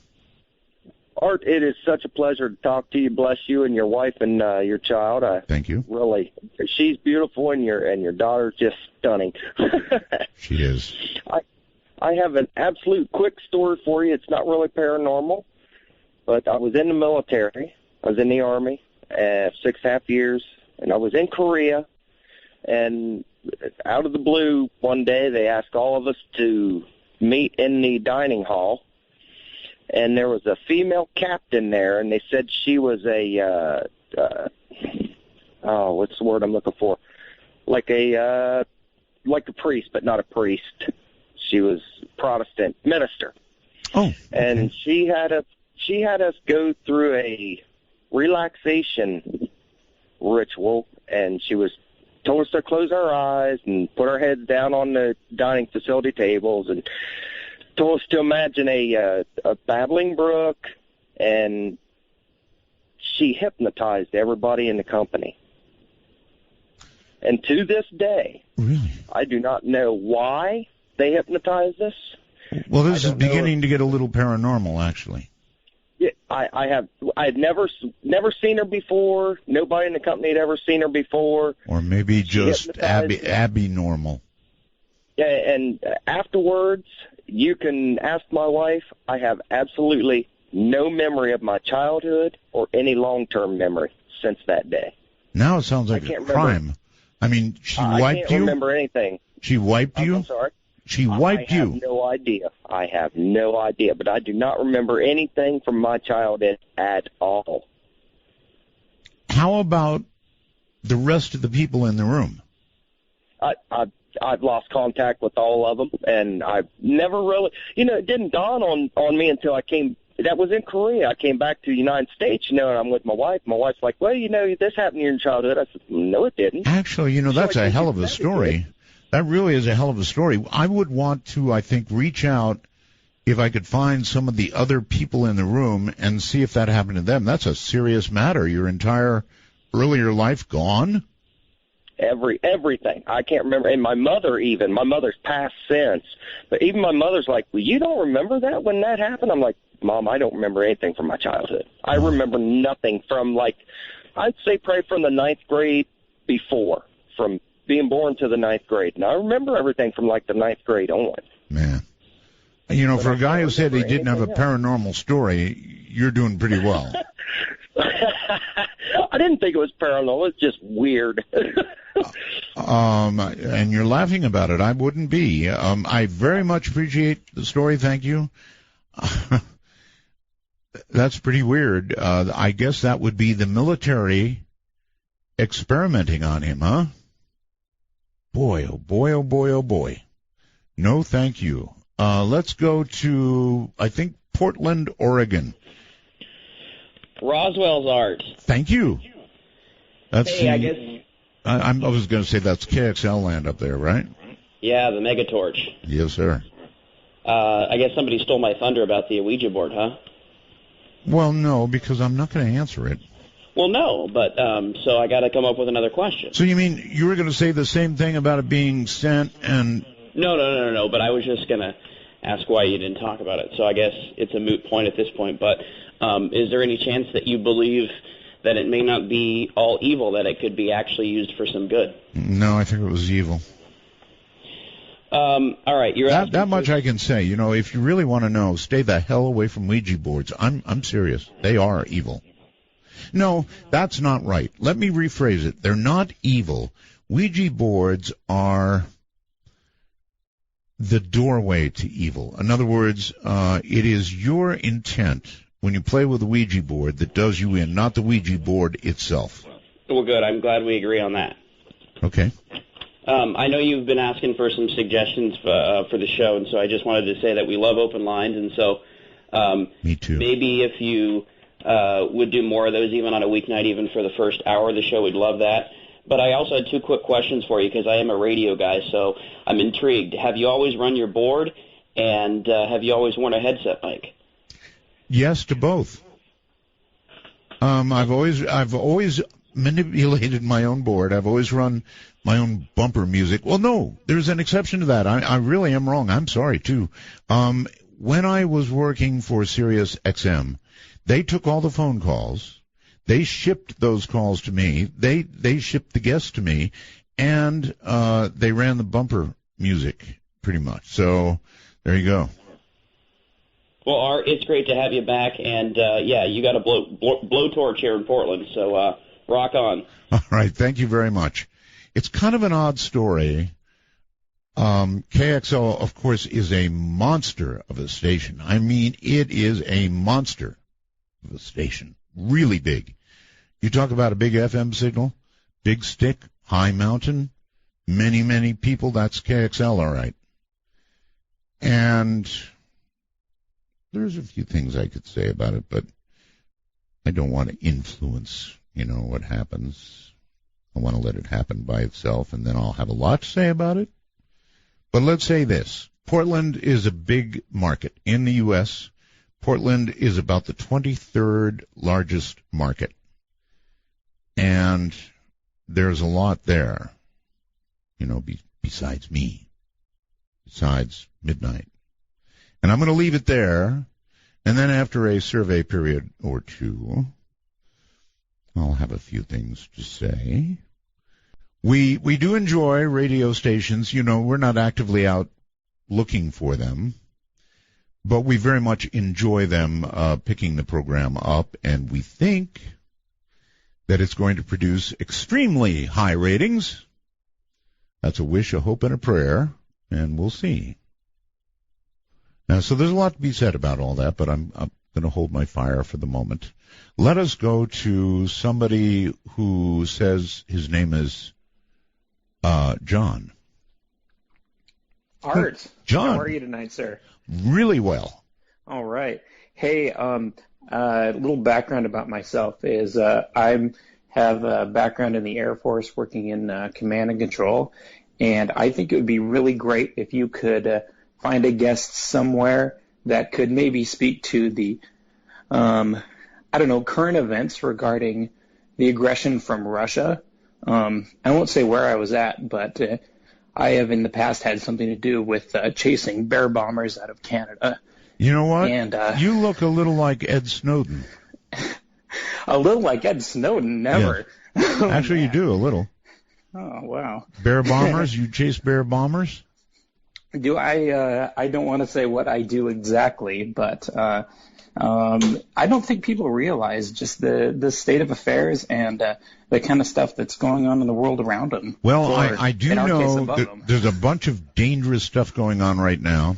Absolutely. With Russian planes getting very close to us. There's a bunch of really dangerous stuff going on in the South China Sea right now. Absolutely.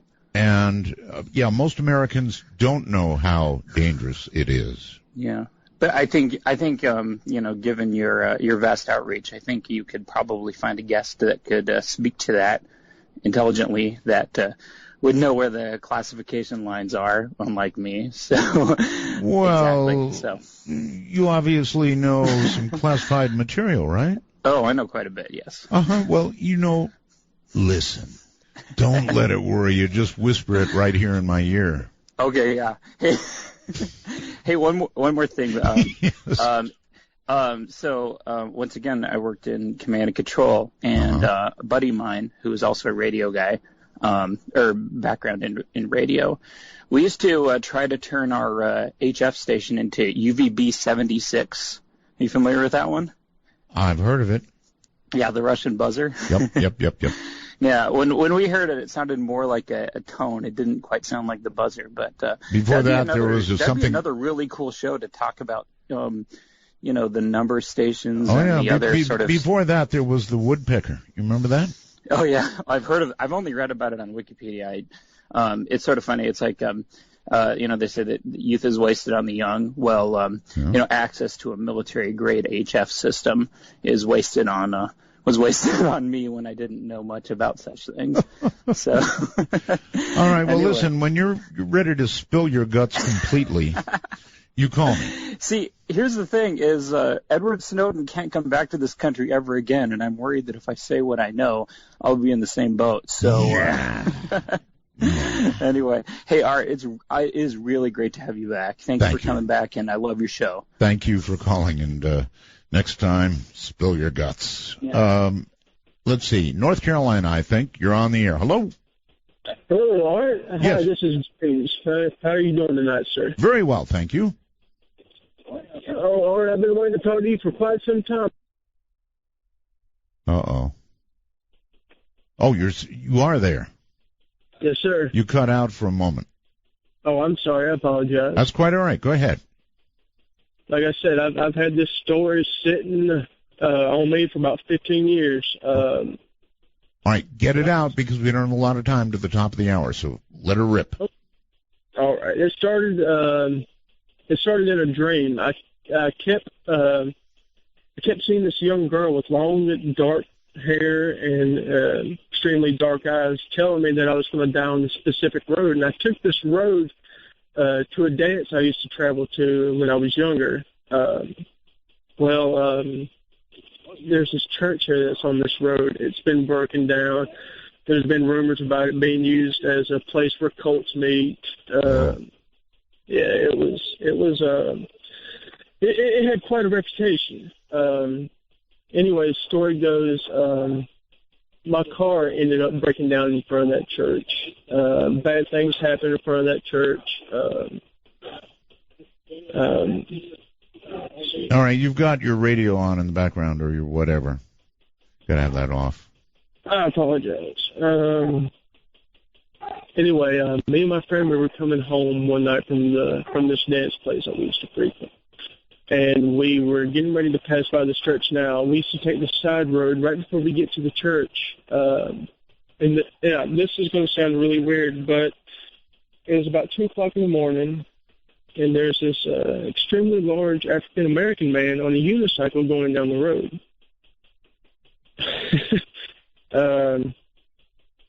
After that, we got to the church, and my friend who was sitting next to me asked me if what we were seeing at the church was really there. And what happened to be there was a young girl standing on the front porch of the steps at about 2 o'clock in the morning. And there's no houses around this place. The place is completely empty.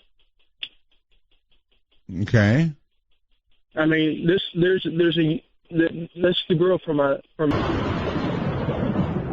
I was just rambling on there, and you kind of caught me off guard. Okay, but now here you are, so you've got to finish up your story. Okay.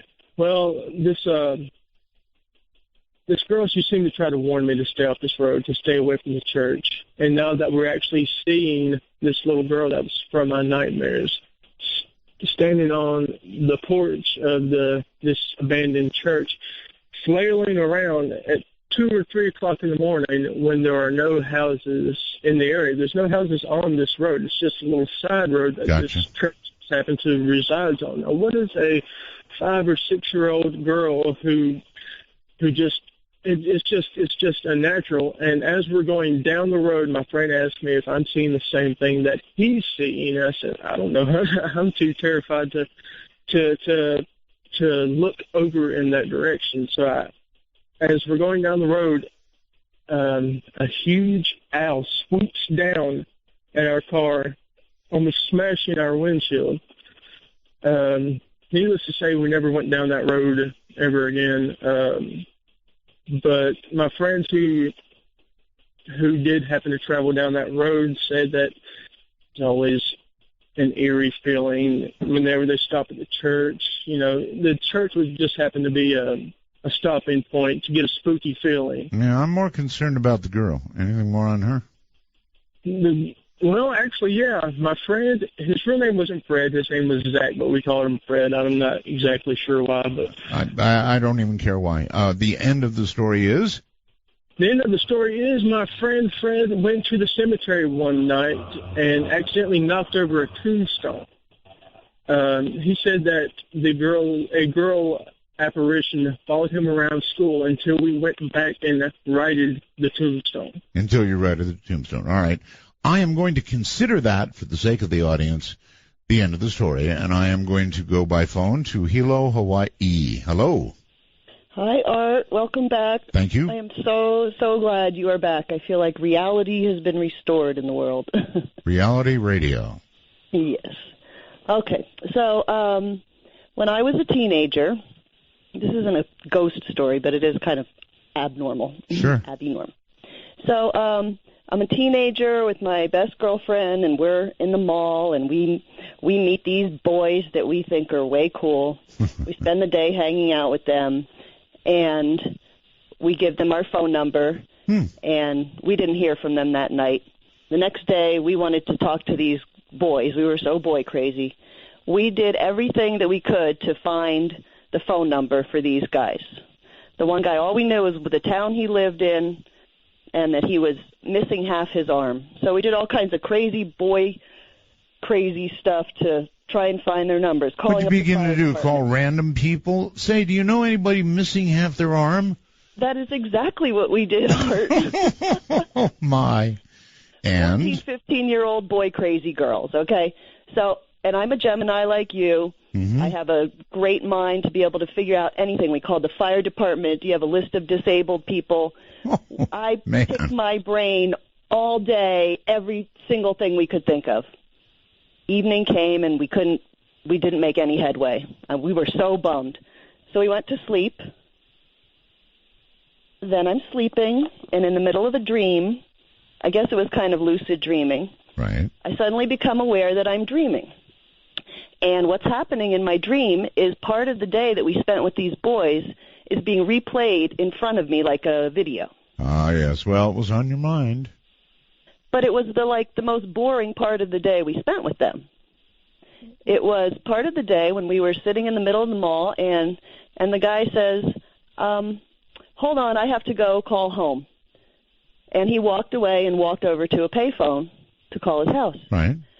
And as I'm kind of lucid dreaming, I'm watching the blade in my dream, and I'm like, why I have to watch this part of the day again? This was the most boring part of the day. You know, I've actually commented to myself about dreams like that occasionally. Even while you're in the dream. I hear you. Yes. Yeah. While I was in the dream. So, but then I realized he's walking towards the payphone, which is facing me, and he's got his back to me, and I suddenly realized, wait a minute, if I pay attention right now, real close, oh, I you're can kidding. probably You're tell. kidding. You're going to get his number. I watched which buttons he pushed on the phone. Whoa. And I thought to myself, this is your chance. You watch real close and you remember this number that he's going to push. Wow. And so I watched him, and I couldn't see the numbers, but I could see the shape of the keypad, you know. Oh, sure. And I figured out which numbers he pushed, and I kind of forced myself to wake up, and I'm repeating the number over and over and over. Forced myself somehow to wake up. I turned on the light. I told my friend, oh, my God, get me a pen. I got to write this number down. And I wrote it down, but it was like 2 o'clock in the morning. So we had to wait till 9 a.m. to call, and we called the number, and it was his number. Oh, man, that is one cool story. And that's a real story. And we remained friends for years after that. And, you know, I've thought, what does this actually mean? And it could be sort of paranormal or something in the spirit world, but it could be just as simple as your mind really does videotape pretty much everything. Well, I think it's pretty well known that, you know, if you can't remember, you know, for example, a crime scene, you can get put under and you can remember details that consciously you can't remember at all.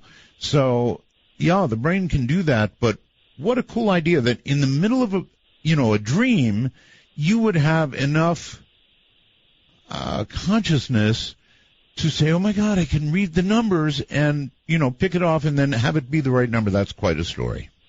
Yep, that was the part that really made it work, was that I realized this was my chance, and I took it. Gotcha. That is wild. Thank you very, very much. That actually was a very cool call.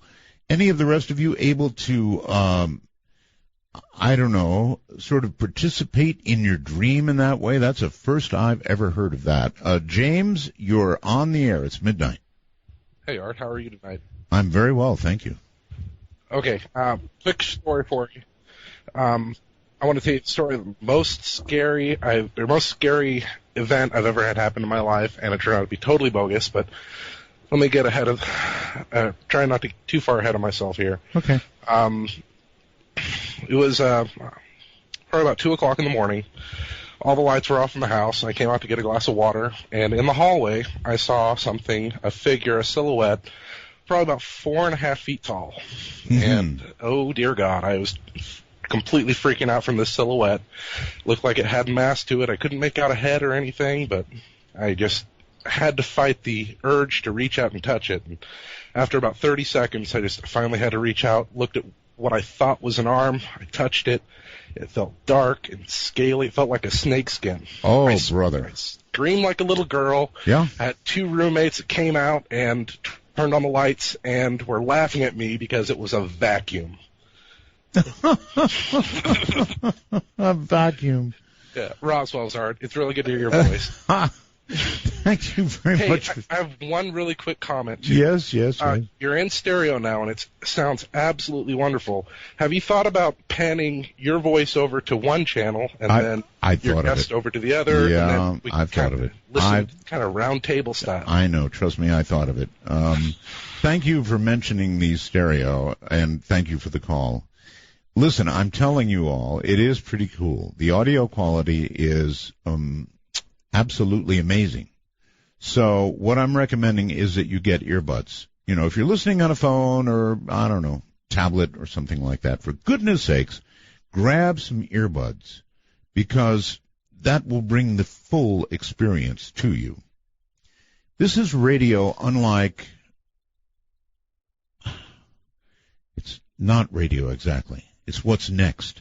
But this digital experience is about 1 million miles. Okay, let me tell you a quick story. When I was working for Sirius XM, this is not their fault. This part is not their fault.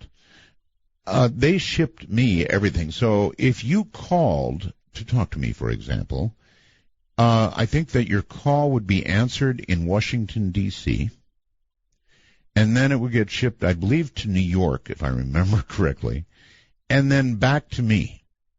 So the total time of the delay between what you would say and I would say would become enormous by the time it got back here. That was one problem. The other was that it didn't come very coherently across that span of distance. So the experience that we're having here with this amazing digital quality is entirely different than anything I've ever done. That means with any network, any place, any time. It's just all new. That's why we say it's not radio, but, oh yes, it's what's next. In California somewhere, you're on the air. This is Midnight. Hi. It's 11:11 if that worries you. 11:11. Hi, it's Joy. Hi, Joy. Your friend on Facebook? Yes. With the hummingbird avatar?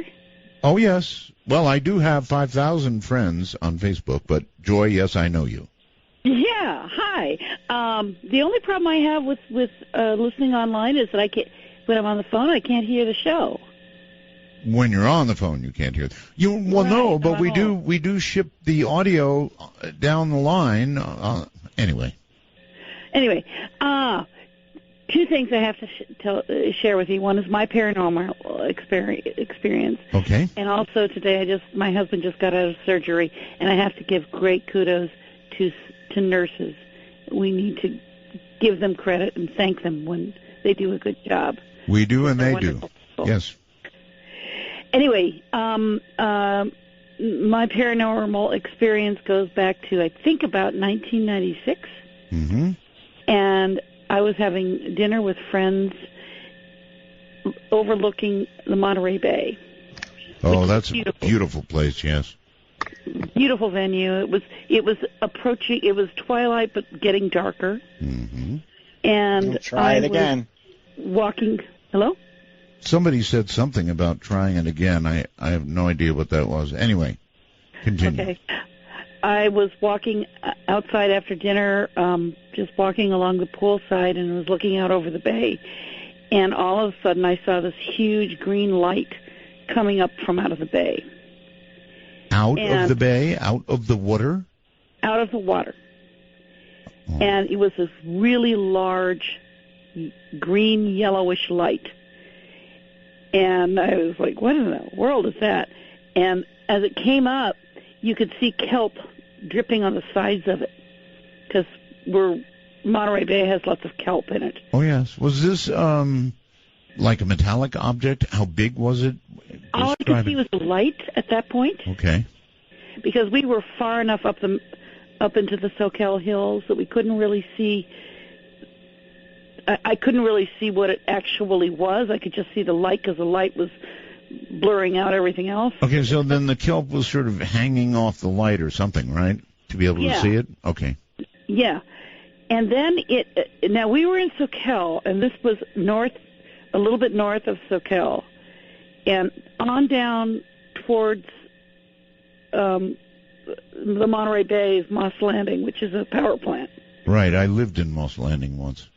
Oh, okay, so you know this area really well. I do. And this rose up out of the bay very, very slowly and was hovering over the bay, and then started moving slowly all the way to Moss Landing until it was about parallel to the top of the power of the big power lines that come over. Yeah, I know. Where the smokestacks are. It's like, I think they're 750,000 volt lines now. They're gigantic. Right, but this was opposite smokestacks. You know, those really tall stacks. Yes. And it stayed there for about 30 minutes. And we were watching it. Yeah. At this point, my husband and the people we were having dinner with, we were all looking at it. And we not only were looking at it just off the deck, we were looking at it through one of those spyglass telescopes. But by now, people should have been grabbing cameras and video cameras and all kinds of things. You would think. I called the local radio station, and they just said, "Oh, you're just seeing a fishing boat." I'm like, "A fishing boat? Really? That high in the air?" No kidding. Yeah, it was one that was carrying your station, your show, which astounded me. But so we looked at it through the spyglass, and what we saw were a number of lights that were going around at least the one side that we could see from where we were at. They were amber green lights that were elliptical. Wow. And my friend and I, one of the people who was looking at it with me, the people we were having dinner with, looked at it through the spyglass, and we could see, you know, the spyglasses that you can look at over the bay. Sure. The long copper ones, the long brass ones. Right. Well, we were looking at it, and both of us saw this thing that looked like this long arm that was going out from one side out towards the actual smokestacks, and it looked like it was taking something from them. Holy moly. It was very, very bizarre. And we watched this for another 15 minutes. It was just hovering there in the air. And finally, it winked out. Just winked out. Winked. Like an eyeball closed. Got it. Winked out. That's incredible. Well, I have no idea what you saw. Something really big, something that came up out of the water, and that's something that I really want to talk with the audience a little bit about. We're always talking about UFOs, There's really What about USOs? there's a lot of stuff that comes up out of the water. Seamen have seen it. Sailors, have seen it. There's a lot more than you think below the water, and we don't know much about it. Monterey Bay is deep. Yes. Deep, deep, deep. And who knows where it goes to? Could be anything. Could be anything. All right. Thank you very much. We got to kind of pause right here. You're listening to, of course, Midnight in the Desert. I'm Art Bell.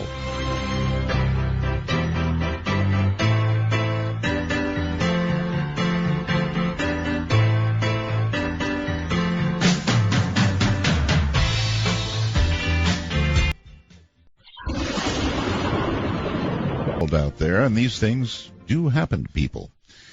All right, let's see where to go. How about Scott? Your turn. Hello, Art. Hi. How are you? I'm well indeed.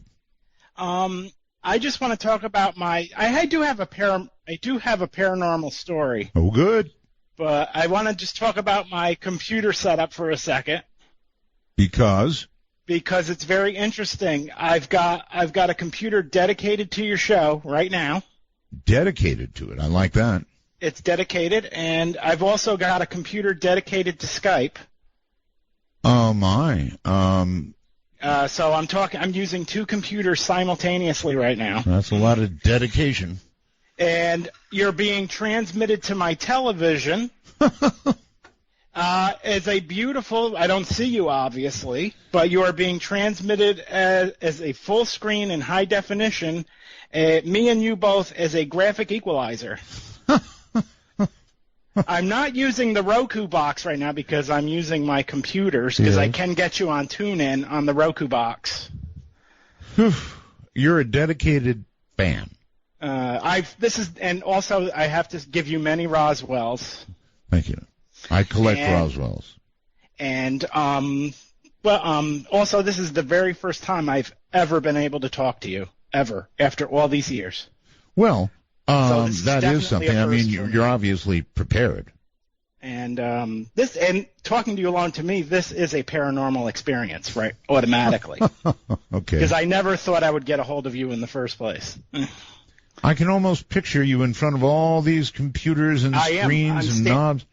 I'm standing in front of them right now. There you have it. Okay. So I do have a paranormal. This has been going on ever since I've lived where I am right now. Unwind your story.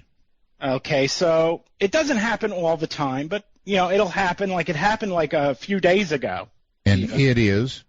I'll go to sleep at night, and I will hear voices. I will hear screams. Mm-hmm. I will hear people in my ear. It's not like a dream or anything. Mm-hmm. I'll be kind of sleeping, but it's not a dream. And I'll hear right in my ear someone mention my name. Like they're trying to talk to me in my ear. I have actually had that happen too. I've had it happen a lot. When you're in between awake consciousness and sleep, there is that little area. I could swear I've heard my name yelled out. Yep, screamed. I've had it screamed at me. What's that all about? I have no idea. And it's only happened to me in this place. Huh. It's never, I've lived in other places. This is never, maybe maybe once, like a fleeting moment. Well, it's a very vulnerable time. Yeah, you're in between things, like you said. You're in between. It's like you're kind of sleeping, but you're kind of not. Maybe that's when somebody on the other side can reach you. It could be. I also have two quick UFO stories. They're not going to be long. Well, other people. I'll take one UFO story. Okay. Give me your best shot. This was like 2013. We'll say 2013. Okay. I'm just looking outside. I'm not. Too bad I didn't have a camera or anything, but I'm just looking outside. And just out of nowhere, it's a blue ball within a blue ball. And it's in the middle of the night. It's not middle of the night, but it's late. So it's not like a wheel within a wheel, but a ball within a ball. It's a blue ball with a blue ball, and it had and it's going straight down. There's no sound. So you had two blue balls.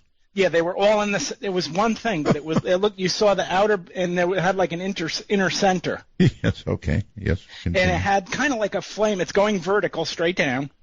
There's no sound, and there's kind of a flame coming off the end of it. A little kind of like a triangle. Okay. And there's no sound, and you see it disappear. There's no explosion, no sound, no anything. Uh-huh. Okay, so bottom line, why am I doing this? Bottom line, it's too early for the music. I just couldn't get past some of the details of that story. I'm not going there. Let's go to Trey. Trey, welcome to the program. You're on the air. Hey, Art. Hey. And hey to Bell Gab. You're a bell gabber. Yes, I am. Okay. Can describe, Trey, bell gab. I've called them various things, including vaguely lovable, but they're also, on occasion, mean as hell, right? I don't think there's a better way to describe them than that. Okay. All right. So you navigate your way through that, and you're okay with it. Love it. Got it. Okay. What's on your mind? Well, when I was younger, we had some weird experiences. My sister and I, we had moved into a brand new house. Yes, sir. And frequently we'd wake up at night feeling like something was tickling us. I know this sounds odd, but... No, it's after 2 blue balls and a flame, it's not odd. But you could feel this sort of like malicious thing. I don't know how to describe it. Okay. It's horrible. Actually, it is true. If something is malicious near you, you definitely can feel it. It's just so palpable. Yes. But good word. It sort of culminated one night when I used to stay up late watching Nick at Night, and the Dick Van Dyke Show was on. Right. And it was the Walnut episode. I don't know if you remember that one. Not particularly. Anyway, I had just gone to bed, and my alarm went off in the room. Woke up, turned it off, go back to sleep. Happens again. Mm-hmm. So, once again, repeat the process. Other alarms in my room start going off, like on little video game consoles and whatnot. Right. It keeps happening, and I'm just trembling, and I'm actually getting kind of upset thinking about this right now. For Dark Matter News, I'm Leo Ashcraft. There's no foreseeable relief for Iran as its temperatures hit the feel-like temperature of 163 degrees Fahrenheit. Due to extreme heat and humidity, Bandar Mashar registered an apparent temperature of 154 degrees on Thursday. However, such exceptional apparent temperatures outdid itself on Friday. The combination of an actual temperature of 115 degrees and a dew point temperature of 90 degrees pushed the apparent temperature to 163 degrees Fahrenheit on Friday afternoon. This reading would have been even higher if a breeze was not blowing, a factor in the calculation of apparent temperature. A strong ridge of high pressure has persisted over the Middle East through much of July, resulting in the extreme heat wave in what many would consider one of the hottest places in the world. Amid this heat wave, Baghdad experienced its all-time record high on Thursday when temperatures soared to 124 degrees. As the land heats up around the Persian Gulf, the air rises quickly and rushes inland from the Gulf, creating an onshore wind that pulls humid air sitting over the waters into coastal communities. Water temperatures in the Persian Gulf are running a bit above normal, contributing to even higher than normal humidity. Believe it or not, it is always very humid in these places surrounding the Persian Gulf during the summer. But the nature of the extreme heat wave is causing some of the highest combinations of heat and humidity ever observed. Relief from the oppressive heat and humidity along the Persian Gulf will not come anytime soon. As it appears now, the ridge of high pressure will remain in place across the Middle East through at least the next week. A video shot in Japan's port city of Osaka has been making the rounds online, displaying a swarm of white spherical objects of unknown origin flying across the sky. The low-quality footage has triggered speculations over extraterrestrial life and UFOs. The 2-minute clip shows the mysterious round objects moving quickly in the sky while following a dance-like pattern. The footage, which has been reposted a few times from a Japanese YouTube channel, left many viewers puzzled as to what the flying anomalies may be, and also spurred several conspiracy theories. Some reports point out that the Japanese UFO sighting closely resembled the white lights witnessed in June over Hyde Park in London, UK. Find out more at artbell.com. An Ebola vaccine developed by the Public Health Agency of Canada and tested in Guinea has turned out to be almost 100% effective. This news comes from the World Health Organization coming Friday and citing the British medical journal The Lancet. The researchers used the newly developed Ebola shot in so-called ring vaccination, the method that helped eradicate smallpox in the past. It is based on vaccination of all people who came into contact with an infected person, creating a so-called protective ring that prevents the disease from spreading. About 4,000 of those involved were assigned to immediate vaccination after confirmation of the contact with an infected person, and about 3,000 others to delayed vaccination 21 days after the contact. Pregnant and breastfeeding women were excluded from the test. In the period between April 1st and July 20th, more than 3,500 people were vaccinated. As a result, no patient got sick with Ebola after immediate vaccination, whereas 16 people got sick among those who got delayed vaccination. In other words, current findings show near 100% efficiency of the vaccine. The latest Ebola outbreak started in early 2014 and embraced primarily 3 West African countries, Sierra Leone, Liberia, and Guinea. Up to July 26, there were 27,784 registered cases and 11,294 people died from the virus. So the good news, it looks like our neighbors to the north have developed a possible cure. I'm Leo Ashcraft for Dark Matter News.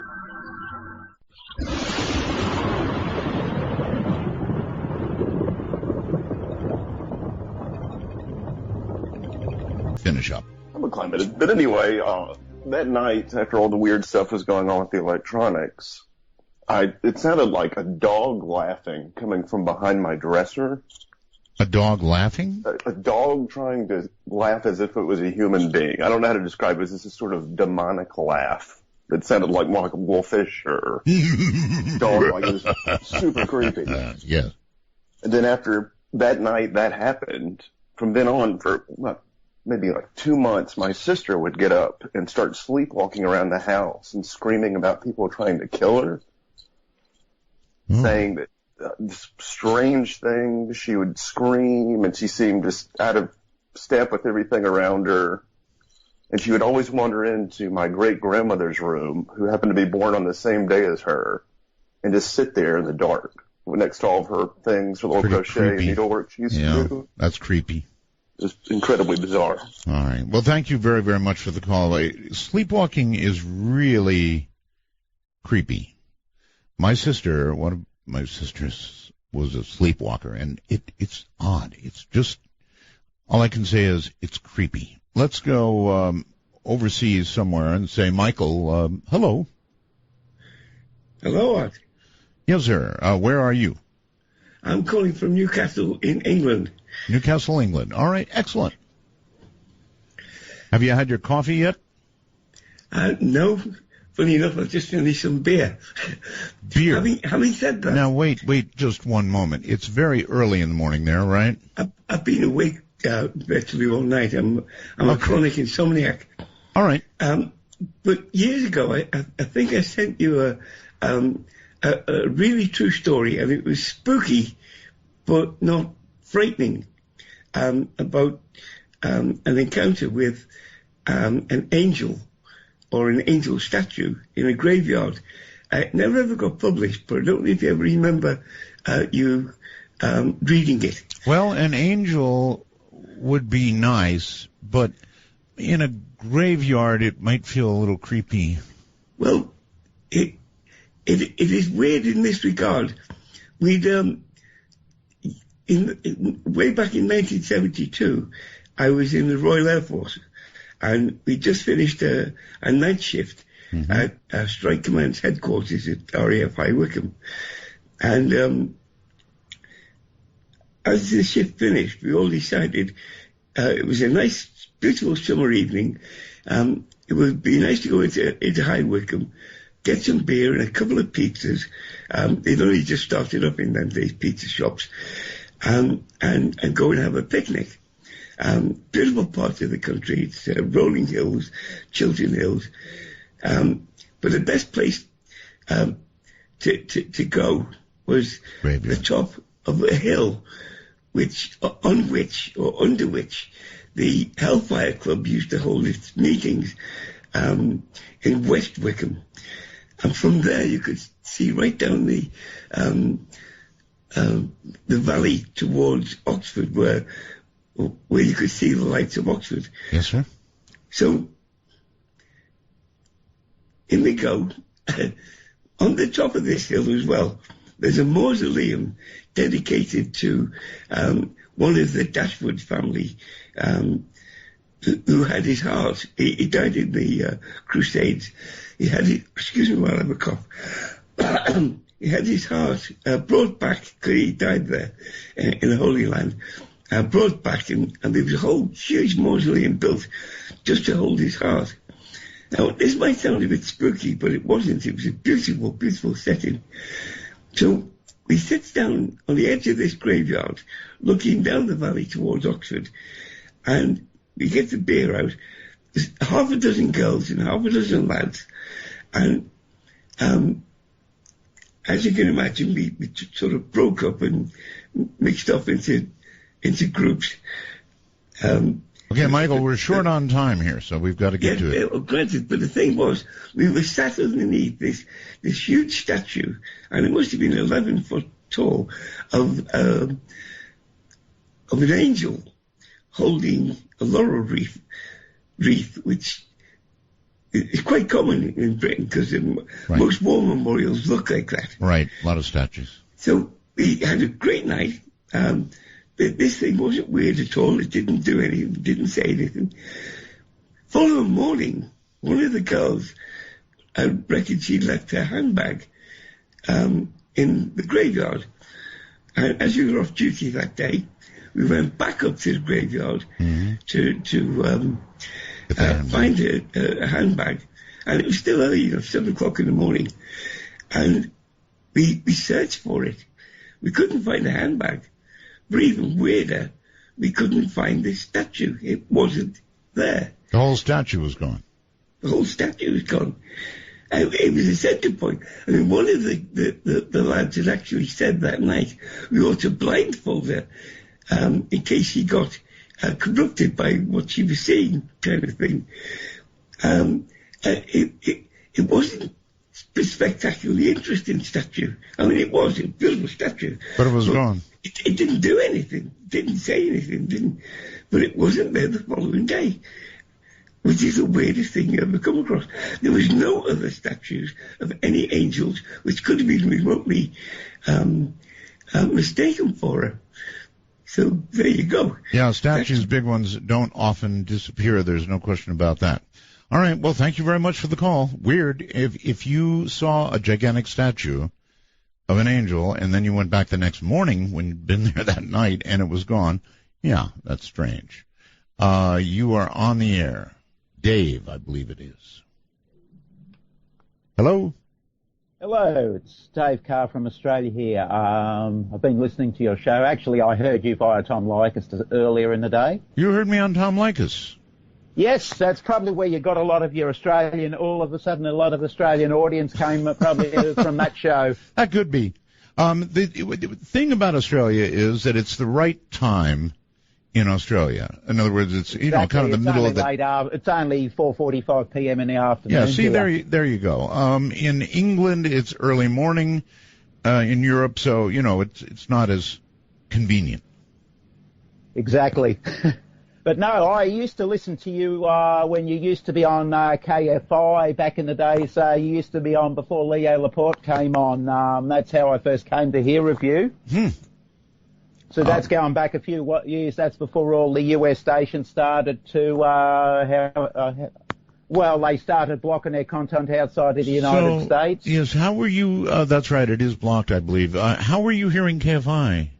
You were here in the U.S. or what? That was back in we're talking about the early 2000s. Okay, so they weren't blocking at that point. Not at that point, because I used to be able to listen to Leo Laporte on there. Right. So you used to be on before him, if I remember correctly. So yeah, it's going back a fair few years. Yes, sir. Do you have a paranormal anything for us? Yes, I do. Excellent. Back in around 1975, when I was living in a house in North Dubbo, there was a couple of occasions just before the local ABC radio station would sign off for the night. The place used to have a front veranda. Used to hear these footsteps. Mm-hmm. And anyway, you know, it kind of used to freak me out. But I remember my late mother even said she'd seen shadows in the lounge room. So I don't know what it was exactly, but yeah, it only happened to me twice in the time, and that was all roughly around 1975, 1976. Some people call those shadow people, actually. Yes, yeah, that's right. But it's don't know what the origin of the apparition was. You know, the true story. All I know is down the road there used to be a local dairy that used to produce the milk. Apparently somebody died there. Mm-hmm. Well, we know that apparitions frequently come from people who've had, like, violent deaths. Uh-huh. Well, there was a well on the site, too, where we used to live. That's probably the other thing we can put to. I mean, you know, that's the only previous history I know of the place where I was living at the time in Dubbo, New South Wales. Well, it could be that somebody, you know, went into the well. I hate to even suggest that, but it's a possibility. Let's go to the phones. Bakersfield, I think. Yeah? Hi. Hi. Can you hear me? I do. I hear you. Proceed. Go ahead. 10-4. Do you think you're going to be able to get me on? Well, do you have something really interesting to say? Yes, actually I do. I have one very interesting story that happened to me in college. Okay, then, you're on the air. All right. So, you know, that's like, go ahead. Proceed. Tell your story. Okay. Thank you. So yeah, I'm on the air now, or? Yes. Okay. Well, let's see. My story is back when I was in college, I woke up around 3:00 in the morning, one morning, and there was a woman standing next to my bed, and I remember exactly what she was wearing. She was wearing a a black dress, and she had a navy blue polka dotted apron on, and she was holding she had rubber gloves on, and she was holding a towel in her hands. And only a woman would remember the fashion statement made by the entity. But go ahead. Yeah, I know, right? Yeah. But I remembered exactly what she looked like. I know that she had dark hair and she had it up in a bun. And I didn't mention anything about it to my other roommates at the time because I was like, well, they're not going to believe me. You know, I look over and I see this like strange woman standing over my bed. Sure. So I just didn't say anything about it. And the next day, one of my roommates went into the kitchen to go make something, and then all of a sudden I hear her scream in the kitchen. Mm-hmm. She is just freaking out, and I go in there, and I said, well, what happened? She says, I just went in here, and there was a woman standing by the sink, and she described what the woman looked like and everything. And she says, it looked like she was washing dishes in the sink, and then I turned around, and she was gone. And I said, oh, my God, that's the same woman that I saw that was, like, standing over me in my bedroom, like, a week ago. Right. Since my grandmother is probably the most spiritual person, or she was the most spiritual person in my family, I called her up and I gave her the description of the woman that I saw. Right. And it was actually, it was her mother that I had seen. Oh, my. And, yeah, it was, because I described, exactly what she looked like and what she was wearing and the type, like down to the apron and the dishcloth that she had. It was like this, alternately striped, like white and yellow dishcloth. Which you described and she identified. Wow. Oh yeah, she identified it, and yeah, it was just. She said, "Oh yeah, it's probably just that's just my mom checking up on you." And I said, "Well, can you tell your mom not to do that because she scares the living hell out of one of my roommates." Well, that's a good one. That's really a good one. Frequently people see loved ones who have passed on, but for somebody else to have seen a loved one who passed on, and to be sharing that experience, now that is strange. Somebody called Classified has tempted me to answer. That's an interesting, plus there's a big picture of the gray on this person's Skype. So Classified, hello. Mr. Bell, can you hear me? I can. I have to keep this very brief, so I'll get to the point. Please. I was involved with an organization that hacked into classified NSA servers, top secret. Seriously? Can you hear me? Yeah, seriously? You Yeah, and NSA monitors Skype, so I have to keep this quick. I know they do. Okay. I came across partial documents which contained what appeared to be evidence of the United States government in compliance with extraterrestrials using genetically modified foods, colloquially known as GMO. The goal was to experiment with modifying human DNA so extraterrestrials and the human immune systems don't attack each other upon contact. This is to facilitate their crossbreeding agenda. Oh my God. These extraterrestrials are trying to stop organic food movement because they want everyone to eat these GMOs. That is what it appeared. This could be just disinformation. This could be real, but that's what it showed when we got into their servers. The U.S. government's using high-frequency active auroral research program, HAARP, to cause the devastating drought on the West Coast so they can bankrupt and buy out the organic farms to keep prices high. I have to go right now. Goodbye. Have a great show. Wow. Well, I'm going to say that's unusual, and we might hear from him again, or we might never hear from him again.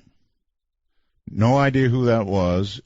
Just called himself Classified. And I hope we hear from him again, frankly. Very quickly, I think it's Matthew. Hello. Yes, sir. Hi. We've got very small time, Matthew, so you've got to get it out quick.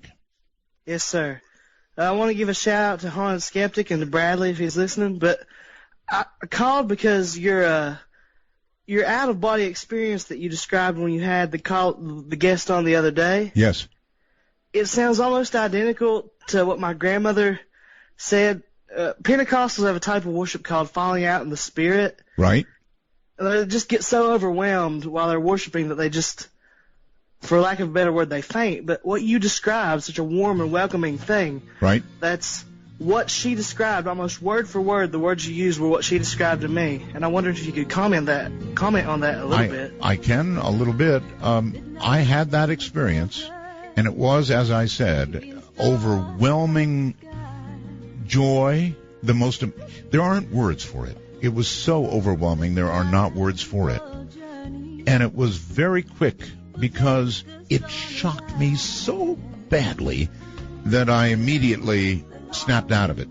And that was my extremely short but powerful OBE.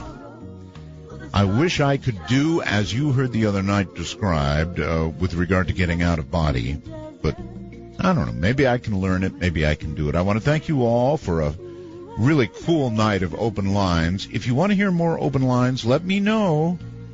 You know, this is your program, so what you want is what's going to happen. For now, sadly, that's all there is. It flew by, didn't it? Goodness. There are moments from this night that I will remember forever. With that said, from the high desert to the world, good night all.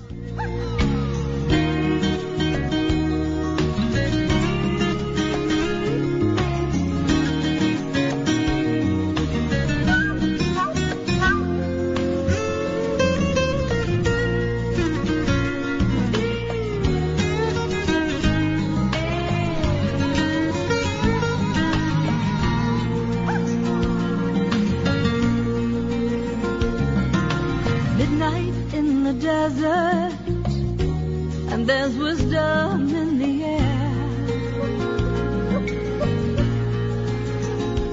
I've been looking for the answers. All my life I felt you there.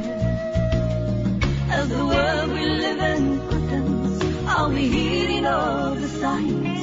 Have we lost our intuition? Are we running out of time? Midnight in the desert, and we're listening. Ooh, we're listening to you.